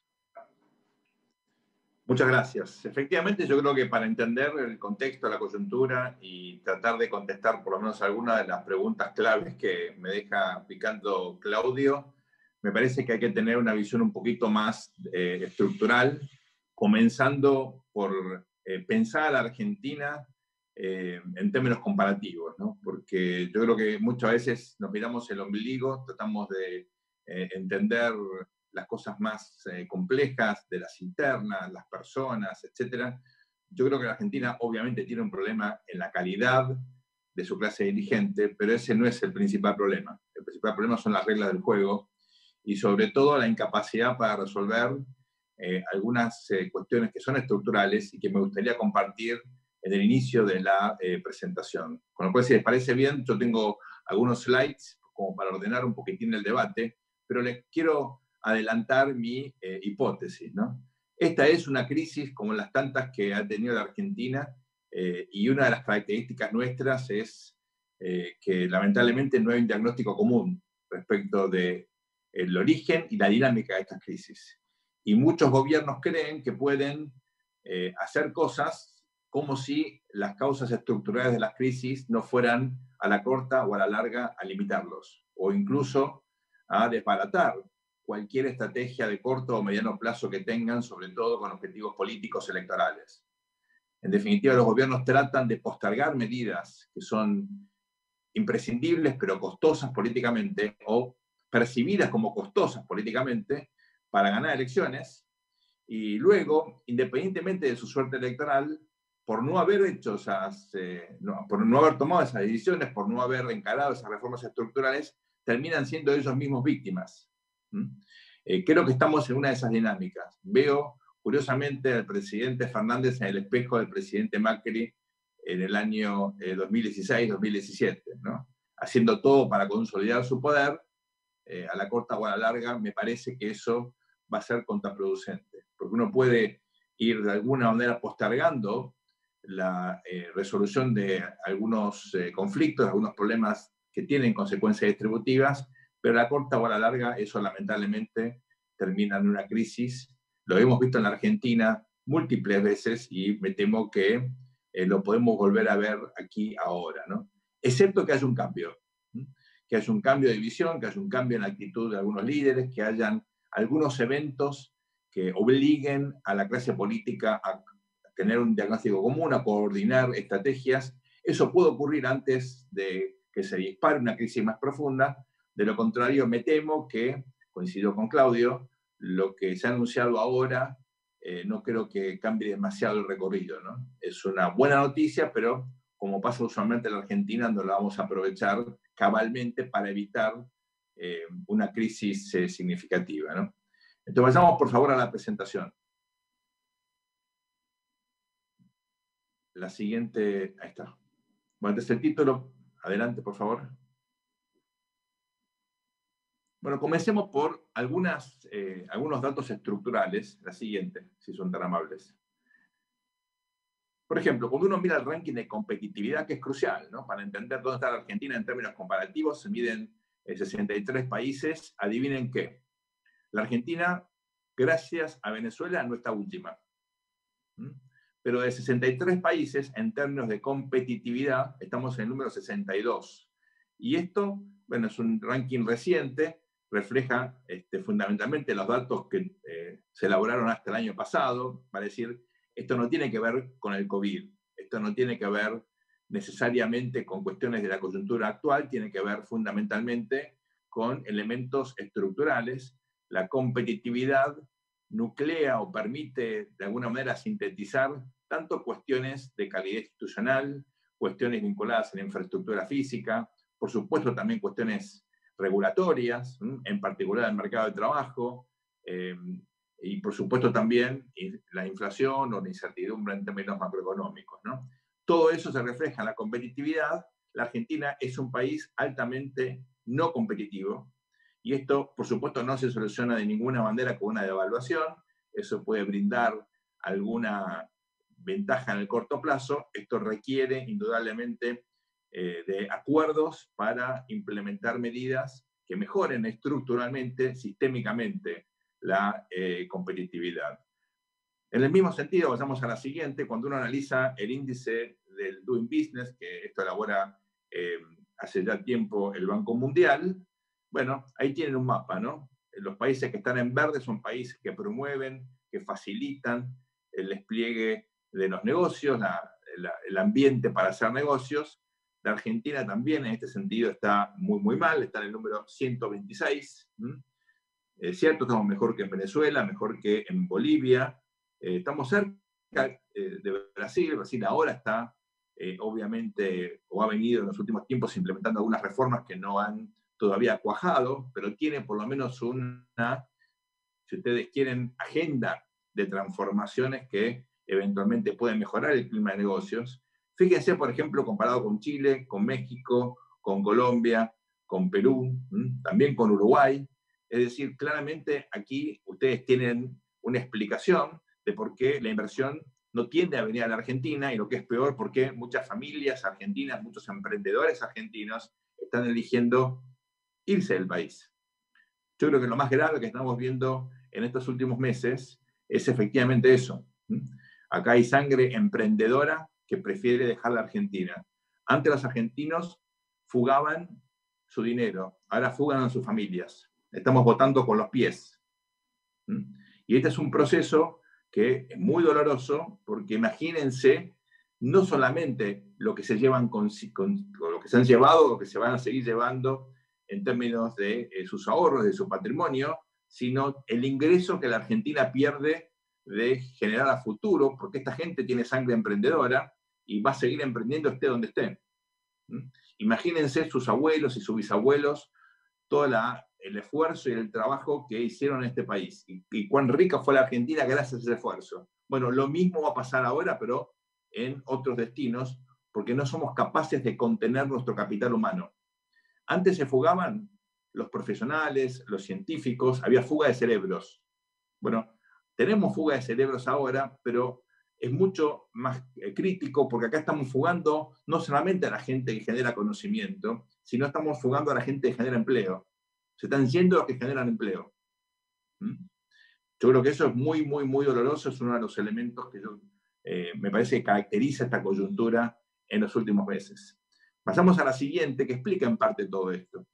Cuando uno analiza los indicadores de gobernabilidad, que produce también el Banco Mundial de comienzo de la década del 90, la Argentina tiene buenas y malas noticias. En aquellos indicadores, por ejemplo, vinculados a la calidad de la democracia, a la efectividad del gobierno y al control de la corrupción, se sorprenderán ustedes, estamos por lo menos arriba del promedio de la región. Estamos entre los 3 primeros. Por supuesto, podríamos mejorar, pero uno diría, la verdad que para lo que es la Argentina, no estamos tan mal. Ahora, fíjense la siguiente diapositiva. En términos de estabilidad política, estabilidad de reglas, de cómo funciona la justicia, el Estado de Derecho y en particular en la calidad de la regulación, estamos por debajo del promedio de la región. Este último indicador, la calidad de la regulación, es el peor de todos. Fíjense que estamos peor que Paraguay, por ejemplo, peor que México, que Colombia. ¿Esto por qué es tan relevante? Bueno, porque esto es lo que se ha venido incluso deteriorando aún más en el contexto de un gobierno que es nuevo, pero entre los casos, por ejemplo, Vicentín, los casos Edesur, ahora con este decreto que congela tarifas y busca la intervención del Estado, tal vez en el segmento más sensible de la cuarta revolución industrial, las tecnologías de las comunicaciones y la información. Bueno, ahí hay un deterioro mayor y la percepción que tienen los operadores es que a ellos también les puede cambiar esas reglas, con lo cual el efecto multiplicador o las externalidades negativas de esta clase de decisiones son enormes. Y me parece que este es un gobierno que no tiene conciencia del daño reputacional que se genera a sí mismo. Avancemos, por favor. Finalmente, un par de datos adicionales. Como ustedes imaginarán, en el índice de libertad económica también la Argentina está muy mal. Avancemos a la siguiente. Consecuencia de esto, PBI per cápita. Analicemos cómo evolucionó el ingreso per cápita de la Argentina. Pongo una fecha, si ustedes quieren, es la siguiente, por favor, la siguiente diapositiva. Una fecha arbitraria, comienzo de los 60. Ustedes dirán, ¿por qué? Bueno, pues yo nací comienzo de los 60, entonces quiero preguntar, a ver, en mi esperanza de vida, lo que llevo yo vivido, 57 años, ¿qué pasó con el PBI per cápita? Ahí ustedes tienen la línea celeste gruesa, esa es la Argentina. Cuando comenzamos, estábamos mejor que el resto de los países que yo ahí incluyo en la comparación, Brasil, Chile, México, Uruguay, por tomar algunos en la región. Encabezábamos el ranking junto con Uruguay de ingreso per cápita. ¿Cómo estamos hoy? Estamos hoy, en 2019, mejor dicho, hasta el año pasado, en el fondo de la tabla. Ustedes dirán, bueno, la sorpresa es Chile, es cierto, Chile estaba en el fondo de la tabla en ese momento y hoy lidera, Uruguay queda segundo, como estaba, ¿sí? Y el resto de los países se ordenan ahí, pero Argentina, curiosamente, fíjense, es el peor país de esa selección. ¿Qué pasó? Aparte, fíjense la fluctuación, las caídas, las V cortas que hemos tenido. Es cierto, toda la región vivió episodios de inestabilidad, ¿verdad? Pero Argentina, esas V cortas que tiene son caídas muy profundas y recuperaciones, ¿no? Veamos el último slide de esta serie porque esto concuerda, se alinea mucho con lo que sugería recién Claudio. ¿Por qué? Ahí tienen el gasto público consolidado también mirado en términos históricos. Acá tomo desde comienzos de la década del 80, ¿no? Abajo de todo ingreso oscuro está el funcionamiento del Estado. Ustedes verán que básicamente es constante. El Estado argentino gasta básicamente lo mismo. El problema, aunque le parezca mentira, no es la estructura del Estado. Es cierto, este es el Estado nacional, si ustedes analizan las estructuras burocráticas de provincias y municipios, aumentaron de forma exponencial. Bueno, discutamos eso si ustedes quieren, pero claramente acá uno diría, ¿el tamaño del Estado es un problema? No, uno diría, es la calidad del Estado el problema, pero no el tamaño. Siempre se puede ahorrar un poco, siempre se puede ser más eficiente, pero veamos los otros segmentos que explican el gasto público consolidado en función del producto. La parte rosa es el gasto público social. Fíjense cómo ha aumentado. Esto es básicamente jubilaciones y todo tipo de planes sociales. Obviamente hay algunos que son elementales ahora, porque como ocurre en buena parte del mundo civilizado, el Estado sale al rescate de la ciudadanía, del mercado en contexto como el de la pandemia, pero ustedes verán que acá hubo un salto espectacular en el gasto público, social, en los últimos tiempos, sobre todo desde el 2001 en adelante. Ahí ustedes tienen saltos discretos, por ejemplo, hacia el 2008-2009. Esas fueron jubilaciones no contributivas que dispuso el gobierno entre Néstor y Cristina. Mucha gente que jamás había aportado se jubiló. Y ustedes tienen otro saltito discreto cuando llega Macri un poquito antes. También ahí se incorporan por juicios y demás, hay otro salto en la cantidad de gasto social. Ese es un ítem fundamental. El siguiente es el gasto en servicios económicos. ¿Por qué esto es importante? Ahí tienen los subsidios. Cuando ustedes escuchan la palabra subsidio, desconfíen. Fíjense lo que eran los subsidios antes de las reformas implementadas en la década del 80 y, por supuesto, cómo aumentó el gasto en subsidios, fundamentalmente también del 2002 en adelante. Ustedes dirán, ¿esto es bueno o es malo? Bueno, yo no me pongo la palabra subsidio. Yo creo que uno puede considerar de forma puntual subsidiar o algún segmento de la economía o algún segmento de la sociedad por algún motivo determinado. Pero este volumen de subsidios, ustedes se darán cuenta, es espectacularmente grande y aquí, en general, lo que termina pasando es que los subsidios no tienen sentido de compensación o distributivo.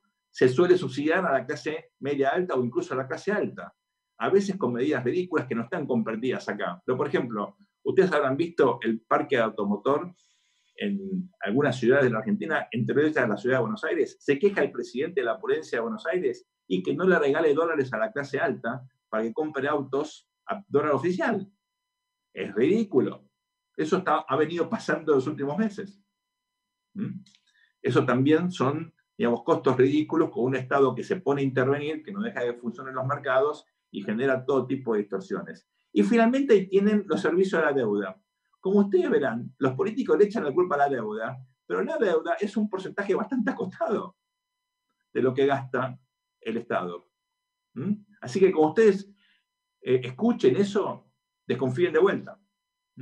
Porque los servicios a la deuda que están allí no son tan significativos. Por supuesto que si uno gasta tanto, sobre todo en gasto social y en servicios económicos, por supuesto nunca tiene plata para pagar la deuda. Pero yo creo que esto resume buena parte del problema argentino. Fíjense la notable expansión. Ahora, ustedes dirán, bueno, la Argentina con este gasto social tendría que ser uno de los países más igualitarios de la Tierra. Seguramente resolvimos la pobreza y la indigencia. No, al contrario. Bueno, es paradójico eso, ¿no? Una cosa es gastar mucho y otra muy diferente es gastar bien. Y una cosa es creer que la política social es importante y otra cosa es desconocer que el principal mecanismo de movilidad social ascendente fue, es y será el mercado. Si el mercado no funciona, si no hay empleo, si no hay competitividad, si no hay mecanismos efectivos de movilidad social basada en la meritocracia, no hay gasto social que alcance. Bueno, me parece importante destinar algunos minutos para poner en contexto esto, porque la verdad me parece que el debate argentino elude los temas más relevantes. Vayamos ahora sí a la agenda. La siguiente, por favor. Hoy la agenda está determinada, por supuesto, por las consecuencias de la pandemia. Ustedes habrán visto que el gobierno borró la palabra cuarentena y está de alguna manera quitándole peso relativo a la salud pública de su agenda, básicamente por el fracaso de la política pública. Se suponía que todo el esfuerzo que hacíamos era para estar mejor que el promedio. Bueno, ya somos top 10 en materia lamentablemente, de contagios, y hay ciertas dudas, como ustedes sabrán, respecto de las cifras oficiales de cantidad de muertos. Es raro que la Argentina esté tan por arriba del promedio en cantidad de víctimas. El virus es el virus. Es cierto, los argentinos somos supermachos y más fuertes que el resto de la humanidad, pero como para vencer al virus, lo dudo, ¿verdad? Cuando se revisen las cifras, me parece que vamos a tender a converger y los números de muertos, cuando se cuenten de forma razonable, seguramente terminarán siendo parecidos a lo que ocurre en el resto del planeta, ¿no? Pero pasamos a al siguiente slide, por favor. Ustedes sabrán que lo primero que hay que pensar aquí, cuando uno analiza política, son las consecuencias políticas de las crisis, ¿no? Hay una crisis económica muy evidente, con una cantidad de, digamos, empresas que lamentablemente han sucumbido como resultado de la pandemia.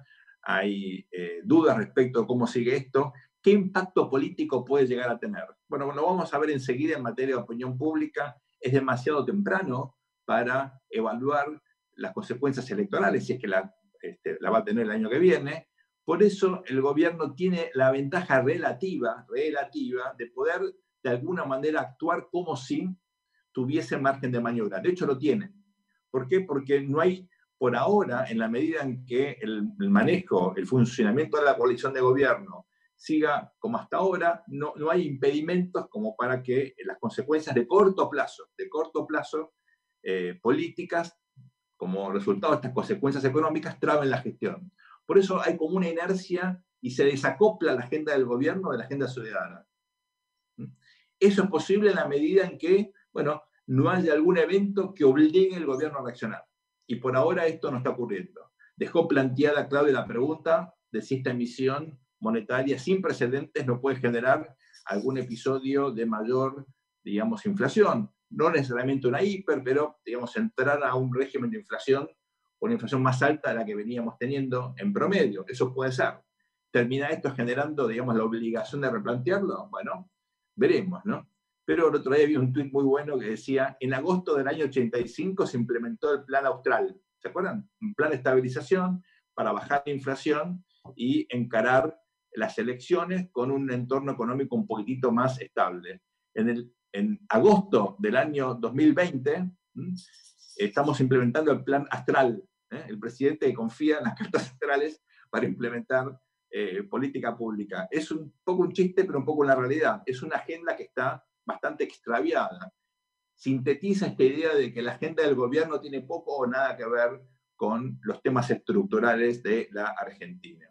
Las consecuencias de la pandemia ustedes las conocen, como son muy negativas las cifras, el gobierno está tratando de sacar esto de agenda. Es interesante las diferencias entre la provincia de Buenos Aires y la ciudad de Buenos Aires. La provincia hace como si la cuarentena siguiese y hace como si la cuarentena tuviese resultados positivos. Entonces el gobernador dice, yo no puedo ahora flexibilizar, miren las cifras, ¿no? Y la ciudad de Buenos Aires dice, mira, las cifras son lo que son, el mundo vuelve o ha regresado a cierta normalidad acotada, porque hay que convivir con esto. Si no convivís, si no abrís, pasa lo mismo. Si no, fíjate la provincia, y pasa lo mismo porque la gente ignora a las decisiones de los gobiernos.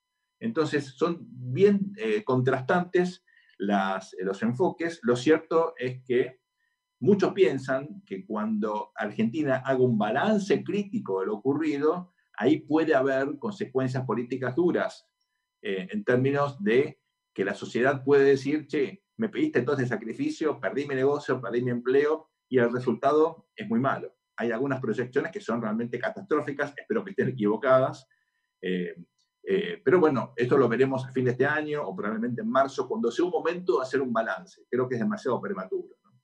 Otros dos elementos que me parece que son fundamentales. Uno tiene que ver con esta ola de inseguridad, que es muy evidente y que no solamente ocurre en la Argentina, sino es bastante generalizada. En Estados Unidos hay una ola de inseguridad, al margen de la ola de violencia, con componentes políticos, raciales y demás. Si ustedes miran las 30 de las principales 50 ciudades en tamaño, ha aumentado mucho la inseguridad.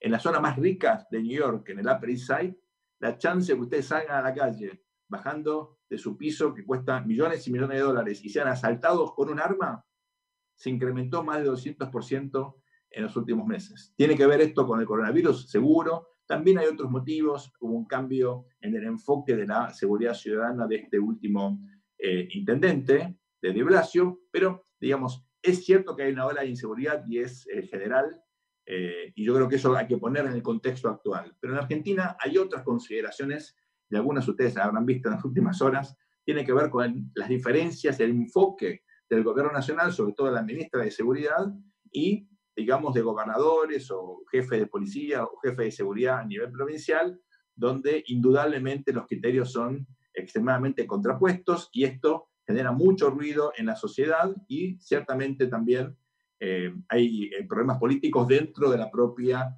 coalición gobernante. Mi impresión, y viendo lo que piensan los especialistas en seguridad, me temo que esto, lejos de acotarse, es muy probable que empeore en los próximos meses o incluso en los próximos años. Los dos peores años de inseguridad en Argentina fueron 2002, 2003, 2004, los tres peores años. O sea, ese ciclo después de la gran crisis fue el peor. Y es probable que la Argentina ahora se encamine a un recorrido lamentablemente similar. Y el último punto tiene que ver con esta lógica del presidencialismo acotado. Un amigo politólogo dice que este es el primer régimen hiper-vicepresidencialista de la historia.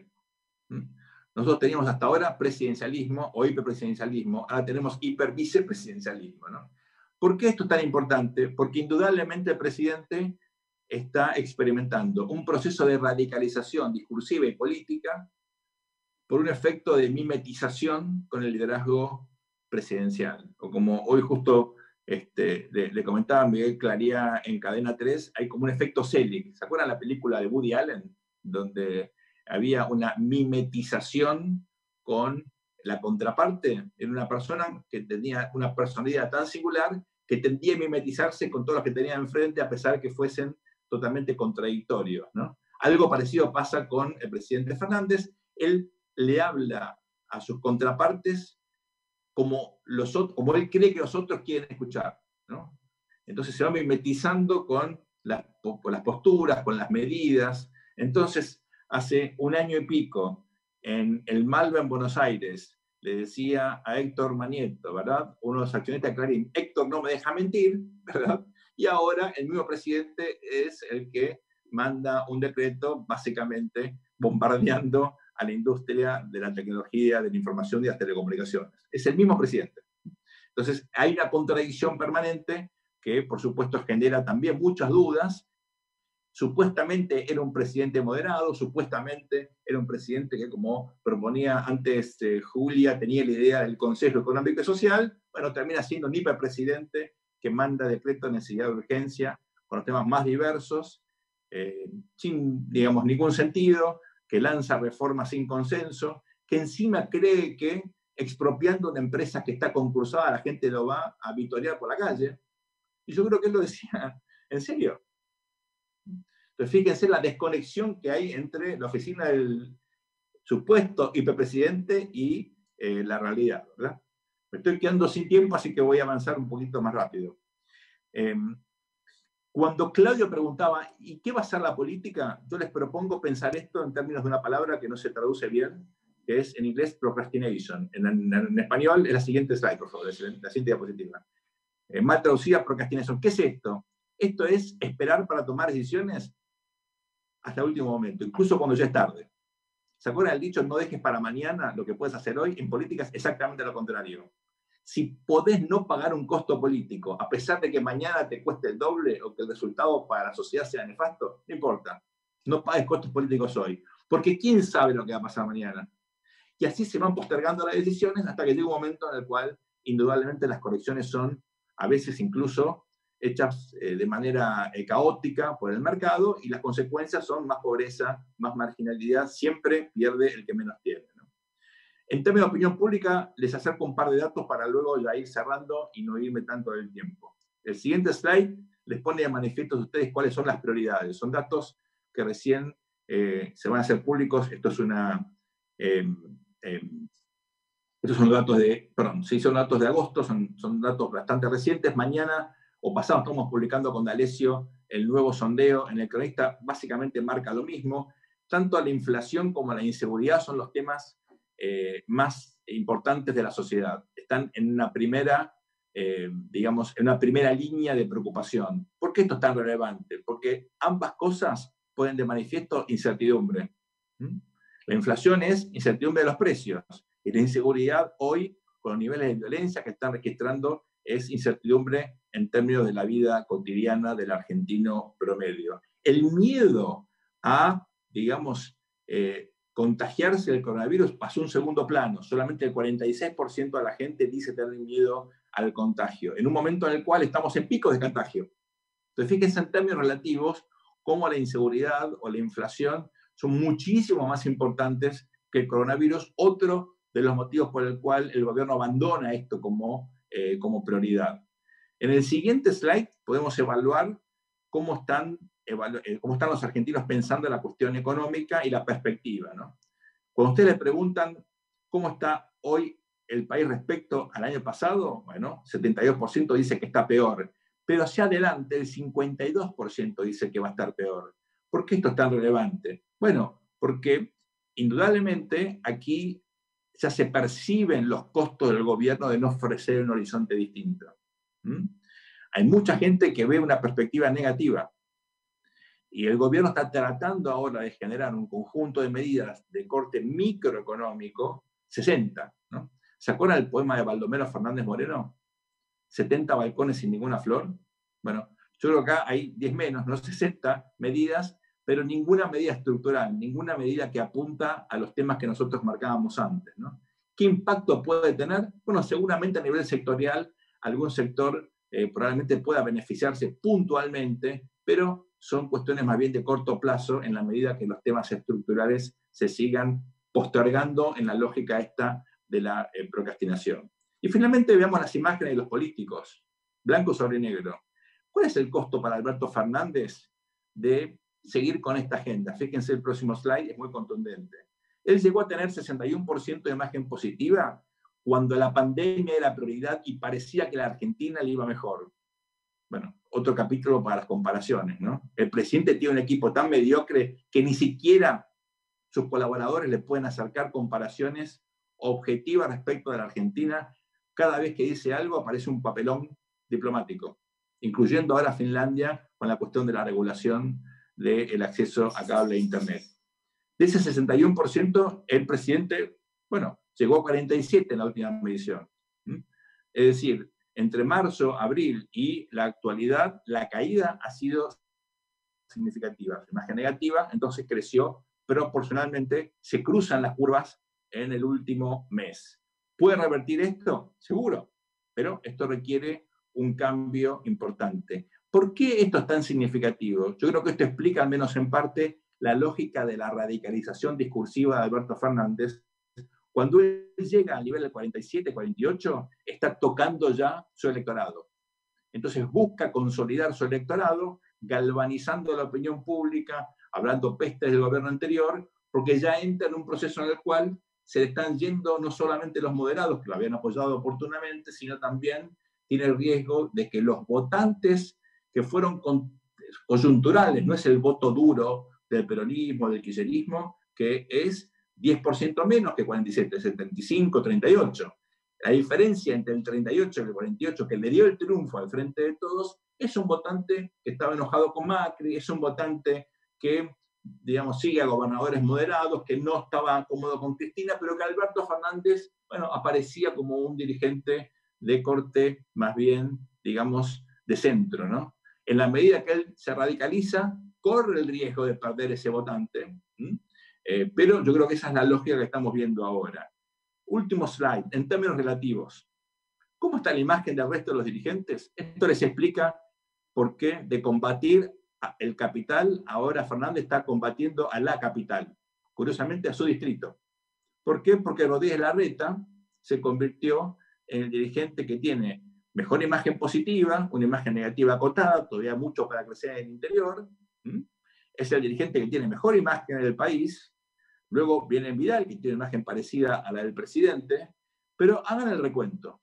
Vera Rúa, Macri, el propio Larreta, Lilita Carrió, Martín Lustó, en su momento Chacho Álvarez y otros dirigentes son efectivamente de la capital federal, de la ciudad de Buenos Aires. El peronismo necesita quitarle recursos a la ciudad para limitar el surgimiento de líderes, potencialmente de candidatos a presidente, que les generen el desafío que en su momento la Alianza, luego Cambiemos, veremos en el 2023 quién, pone de ese modo en tensión la hegemonía relativa que el peronismo en general tiene por su piso de votos más alto que las coaliciones de oposición.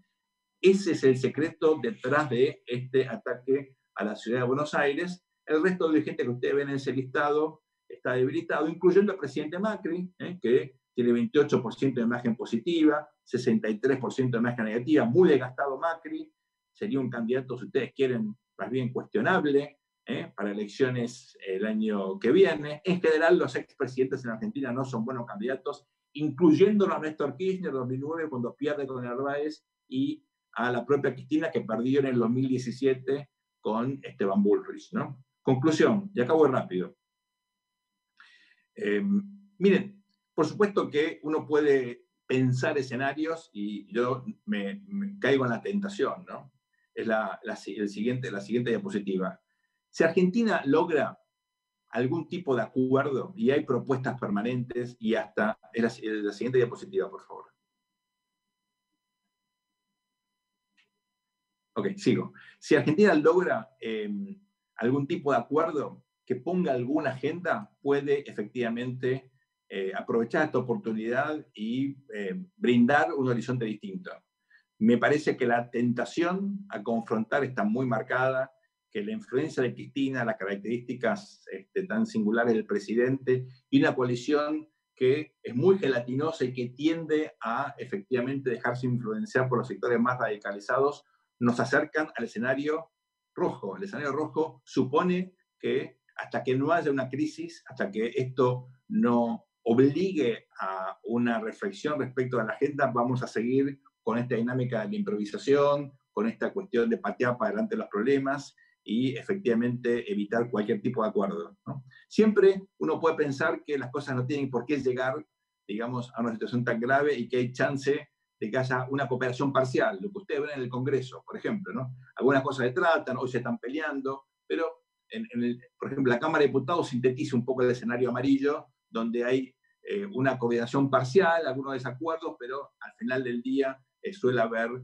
una interacción un poquito más lógica. El Senado expresa el escenario rojo. El Senado lo que expresa es digamos, la total división, la agresión permanente y la falta incluso de reglas de caballerosidad. El escenario verde es un poco lo que veíamos al comienzo de la pandemia. Políticos cooperando con el interés general como objetivo, fracasó como tal, pero esa lógica podría recuperarse con un cambio de visión.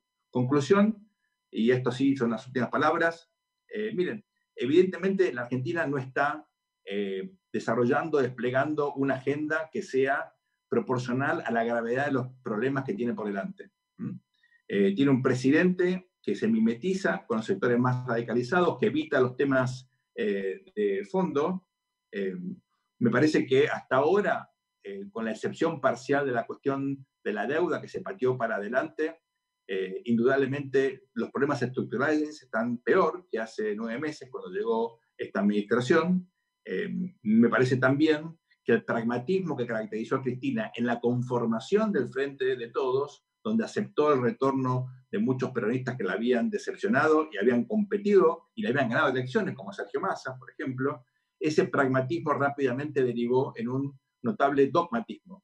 Y esta característica, creo yo, llegó para quedarse. La veo a Cristina cada vez más dogmática y más dura, y la veo convencida de que tiene que apretar el acelerador ahora por el riesgo de que un gobierno como el de Alberto pueda sufrir embates o sufrir episodios de inestabilidad, y eso, bueno, la obliga a acelerar algunas medidas como las vinculadas a la reforma de la justicia, que están básicamente diseñadas para satisfacer sus intereses individuales o familiares, lejos, por supuesto, de impactar esto en el funcionamiento de la justicia para el ciudadano común, ¿no?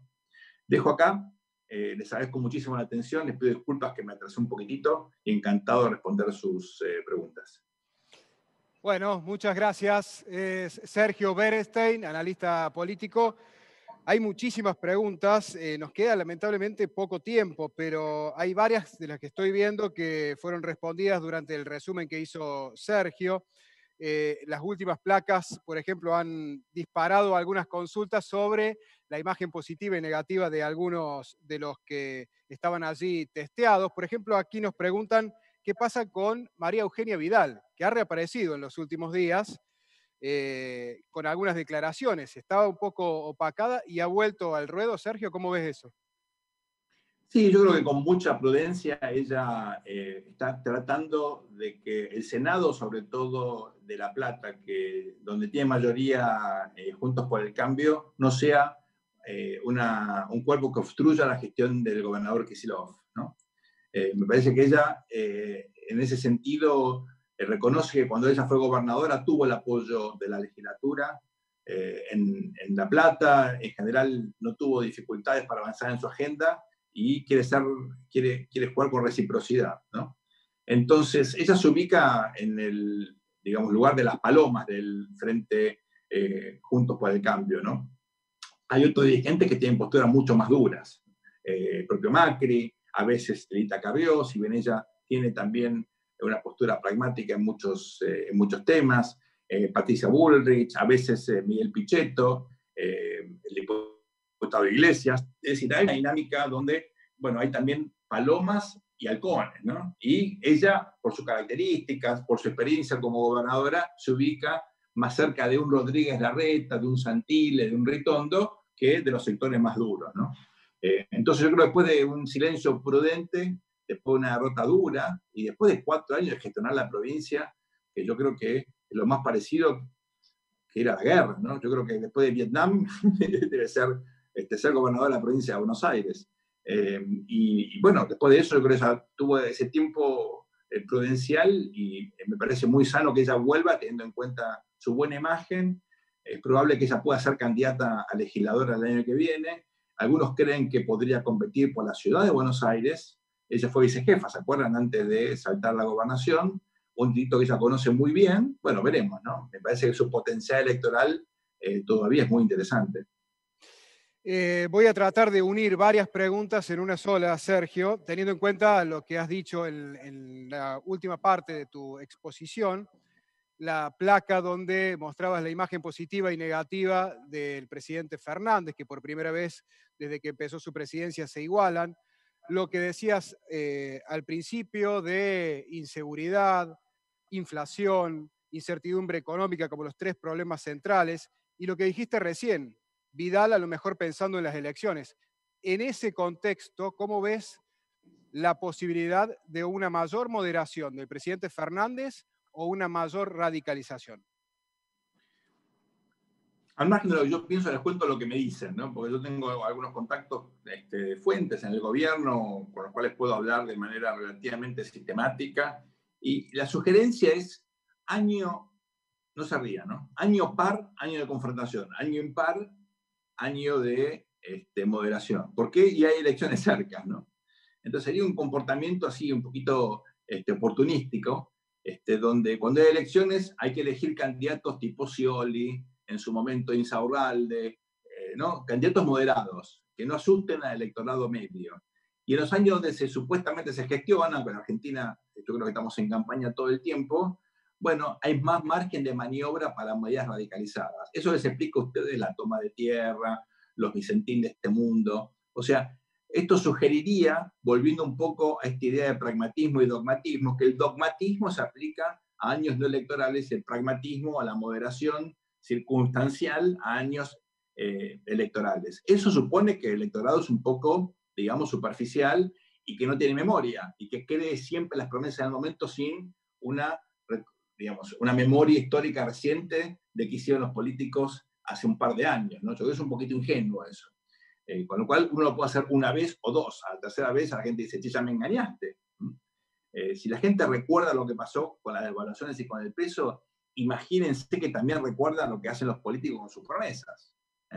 Así que la devaluación de la palabra es similar, me parece a mí, a la devaluación del dinero. Y yo creo que esto no tiene mucha lógica, ¿no? Así que me parece que estamos ante una dinámica de radicalización a pesar de la moderación individual de algunos actores. Y aquí tal vez lo que habría que preguntarse es por qué los gobernadores están tan callados. Porque uno veía antes a los, si me permiten, stakeholders del frente de todos. Estaba Cristina, estaban los gobernadores, los intendentes, los sindicalistas. Uno diría, bueno, ella tiene una mayoría relativa de los votos, pero en tamaño los moderados son más. Deberían pesar en algún momento. Entonces pregunta, ¿por qué no pesan? Bueno, en parte porque cada uno está ahora concentrado efectivamente en la cuestión de la pandemia y hay una demanda infinita de tiempo y de liderazgo de los gobernadores, pasa lo mismo con los intendentes, todo el mundo está obviamente haciendo lo posible para minimizar el impacto en sus distritos, se improvisa, se afloja, se ajustan, uno entiende eso, ¿no? Pero es parte del problema. Yo creo que aquí hay algo muy interesante y los cordobeses lo entienden mejor que nadie. Y es que cuando hay atisbos de autonomía de los líderes provinciales, Cristina lo cobra, ¿no? ¿Y cómo lo cobra? Y con candidaturas que ponen en juego el equilibrio de poder provincial, ¿no? Como ocurrió en una época con la Castelo de candidato, o con candidatos kirchneristas que pueden restarle votos a los gobernadores o las coaliciones lideradas por el peronismo provincial, y de ese modo incluso pueden infligir derrotas. Ella a veces prefiere castigar, aunque eso implique perder. Entonces, cuidado que está desembarcando el Instituto Patria en varias provincias. Y los gobernadores no quieren entonces jugar su capital político, prefieren también mimetizarse, repiten un poco el fenómeno del presidente, ¿no? Entonces yo creo que los moderados en potencia, si no están de alguna manera coordinados, se diluyen. Y aquí quiero recordarles tal vez la contribución más importante del principal teórico de la caída de la democracia del siglo XX, que fue Juan Linz, un politólogo español, tenía doble nacionalidad, también alemán, que vio en carne propia, era chiquitito, y su padre era el embajador en Austria cuando entraron las tropas de Hitler. Así que este hombre tiene alguna memoria, tenía una memoria personal de lo que significaba la caída de la democracia, ¿no? Él estudió eso toda su vida, y buena parte de los teóricos de la democracia, de la ciencia política, del siglo pasado fueron alumnos de él. Arturo Valenzuela, Jonathan Hartling, en fin, una cantidad enorme de politólogos de gran nivel. Bueno, él que decía, cuando los moderados se diluyen, cuando se llama la fuga de los moderados hacia los extremos, cae la democracia. Cuando se polariza mucho el debate, ese es el riesgo de que colapse el sistema. De ninguna manera estoy sugiriendo que Duhalde tenía razón. Va a haber elecciones, no hay golpe de Estado, las Fuerzas Armadas en Argentina están totalmente comprometidas con el orden constitucional. Pero cuidado que la democracia puede caer sin golpe militar. Puede caer como cayó en Turquía, puede erosionarse como ocurrió en Hungría y en Polonia, pueden sufrir los sistemas democráticos, las instituciones republicanas, una erosión muy significativa sin que esto implique un golpe militar. Ese es el gran riesgo que tiene la Argentina por justamente la fuga de los moderados, por el silencio de gobernadores, de intendentes que se mimetizan pensando en un puente, pensando en una obra pública, en intereses, digamos, corporativos, individuales, sin tener en cuenta el impacto agregado que esto tiene en la salud de la democracia como sistema político. Sergio, lamentablemente te tenemos que despedir, se nos ha pasado bastante el tiempo, pero es muy interesante tu apunte sobre la realidad política. Gracias por estar presente en el coloquio de la Unión Industrial de Córdoba. Un placer como siempre, gracias a ustedes. Era Sergio Berenstein, analista político. Interesante todo lo que tuvimos hoy, ¿no? Desde Berenstein, Suchovicki, la columna de Adrián Simeoni, la entrevista que le hacía el periodista Daniel Alonso a Julia Pomares, para tener un panorama de la coyuntura política y económica nacional. Ese fue el eje de la segunda jornada del coloquio de la Unión Industrial de Córdoba. La tercera la vamos a tener pasado mañana, el día jueves. Antes, quiero agradecer a todos los medios que están acompañando a la Unión Industrial de Córdoba, a los periodistas de estos medios, que siempre están apoyando a este sector manufacturero de la provincia. Nos vamos a encontrar, como decía, el próximo jueves, 2:30 2:30 de la tarde, hasta las 4. A lo mejor nos extendemos un poquitito más en la tercera jornada del coloquio de la UIC. Ahí vamos a hablar de innovación para el desarrollo industrial. Y el viernes, el cierre con la coyuntura, el análisis de la coyuntura internacional. Hasta aquí llegamos, ¿sí? Nos encontramos el jueves a las 2:30. Que tengan una gran jornada. Chau.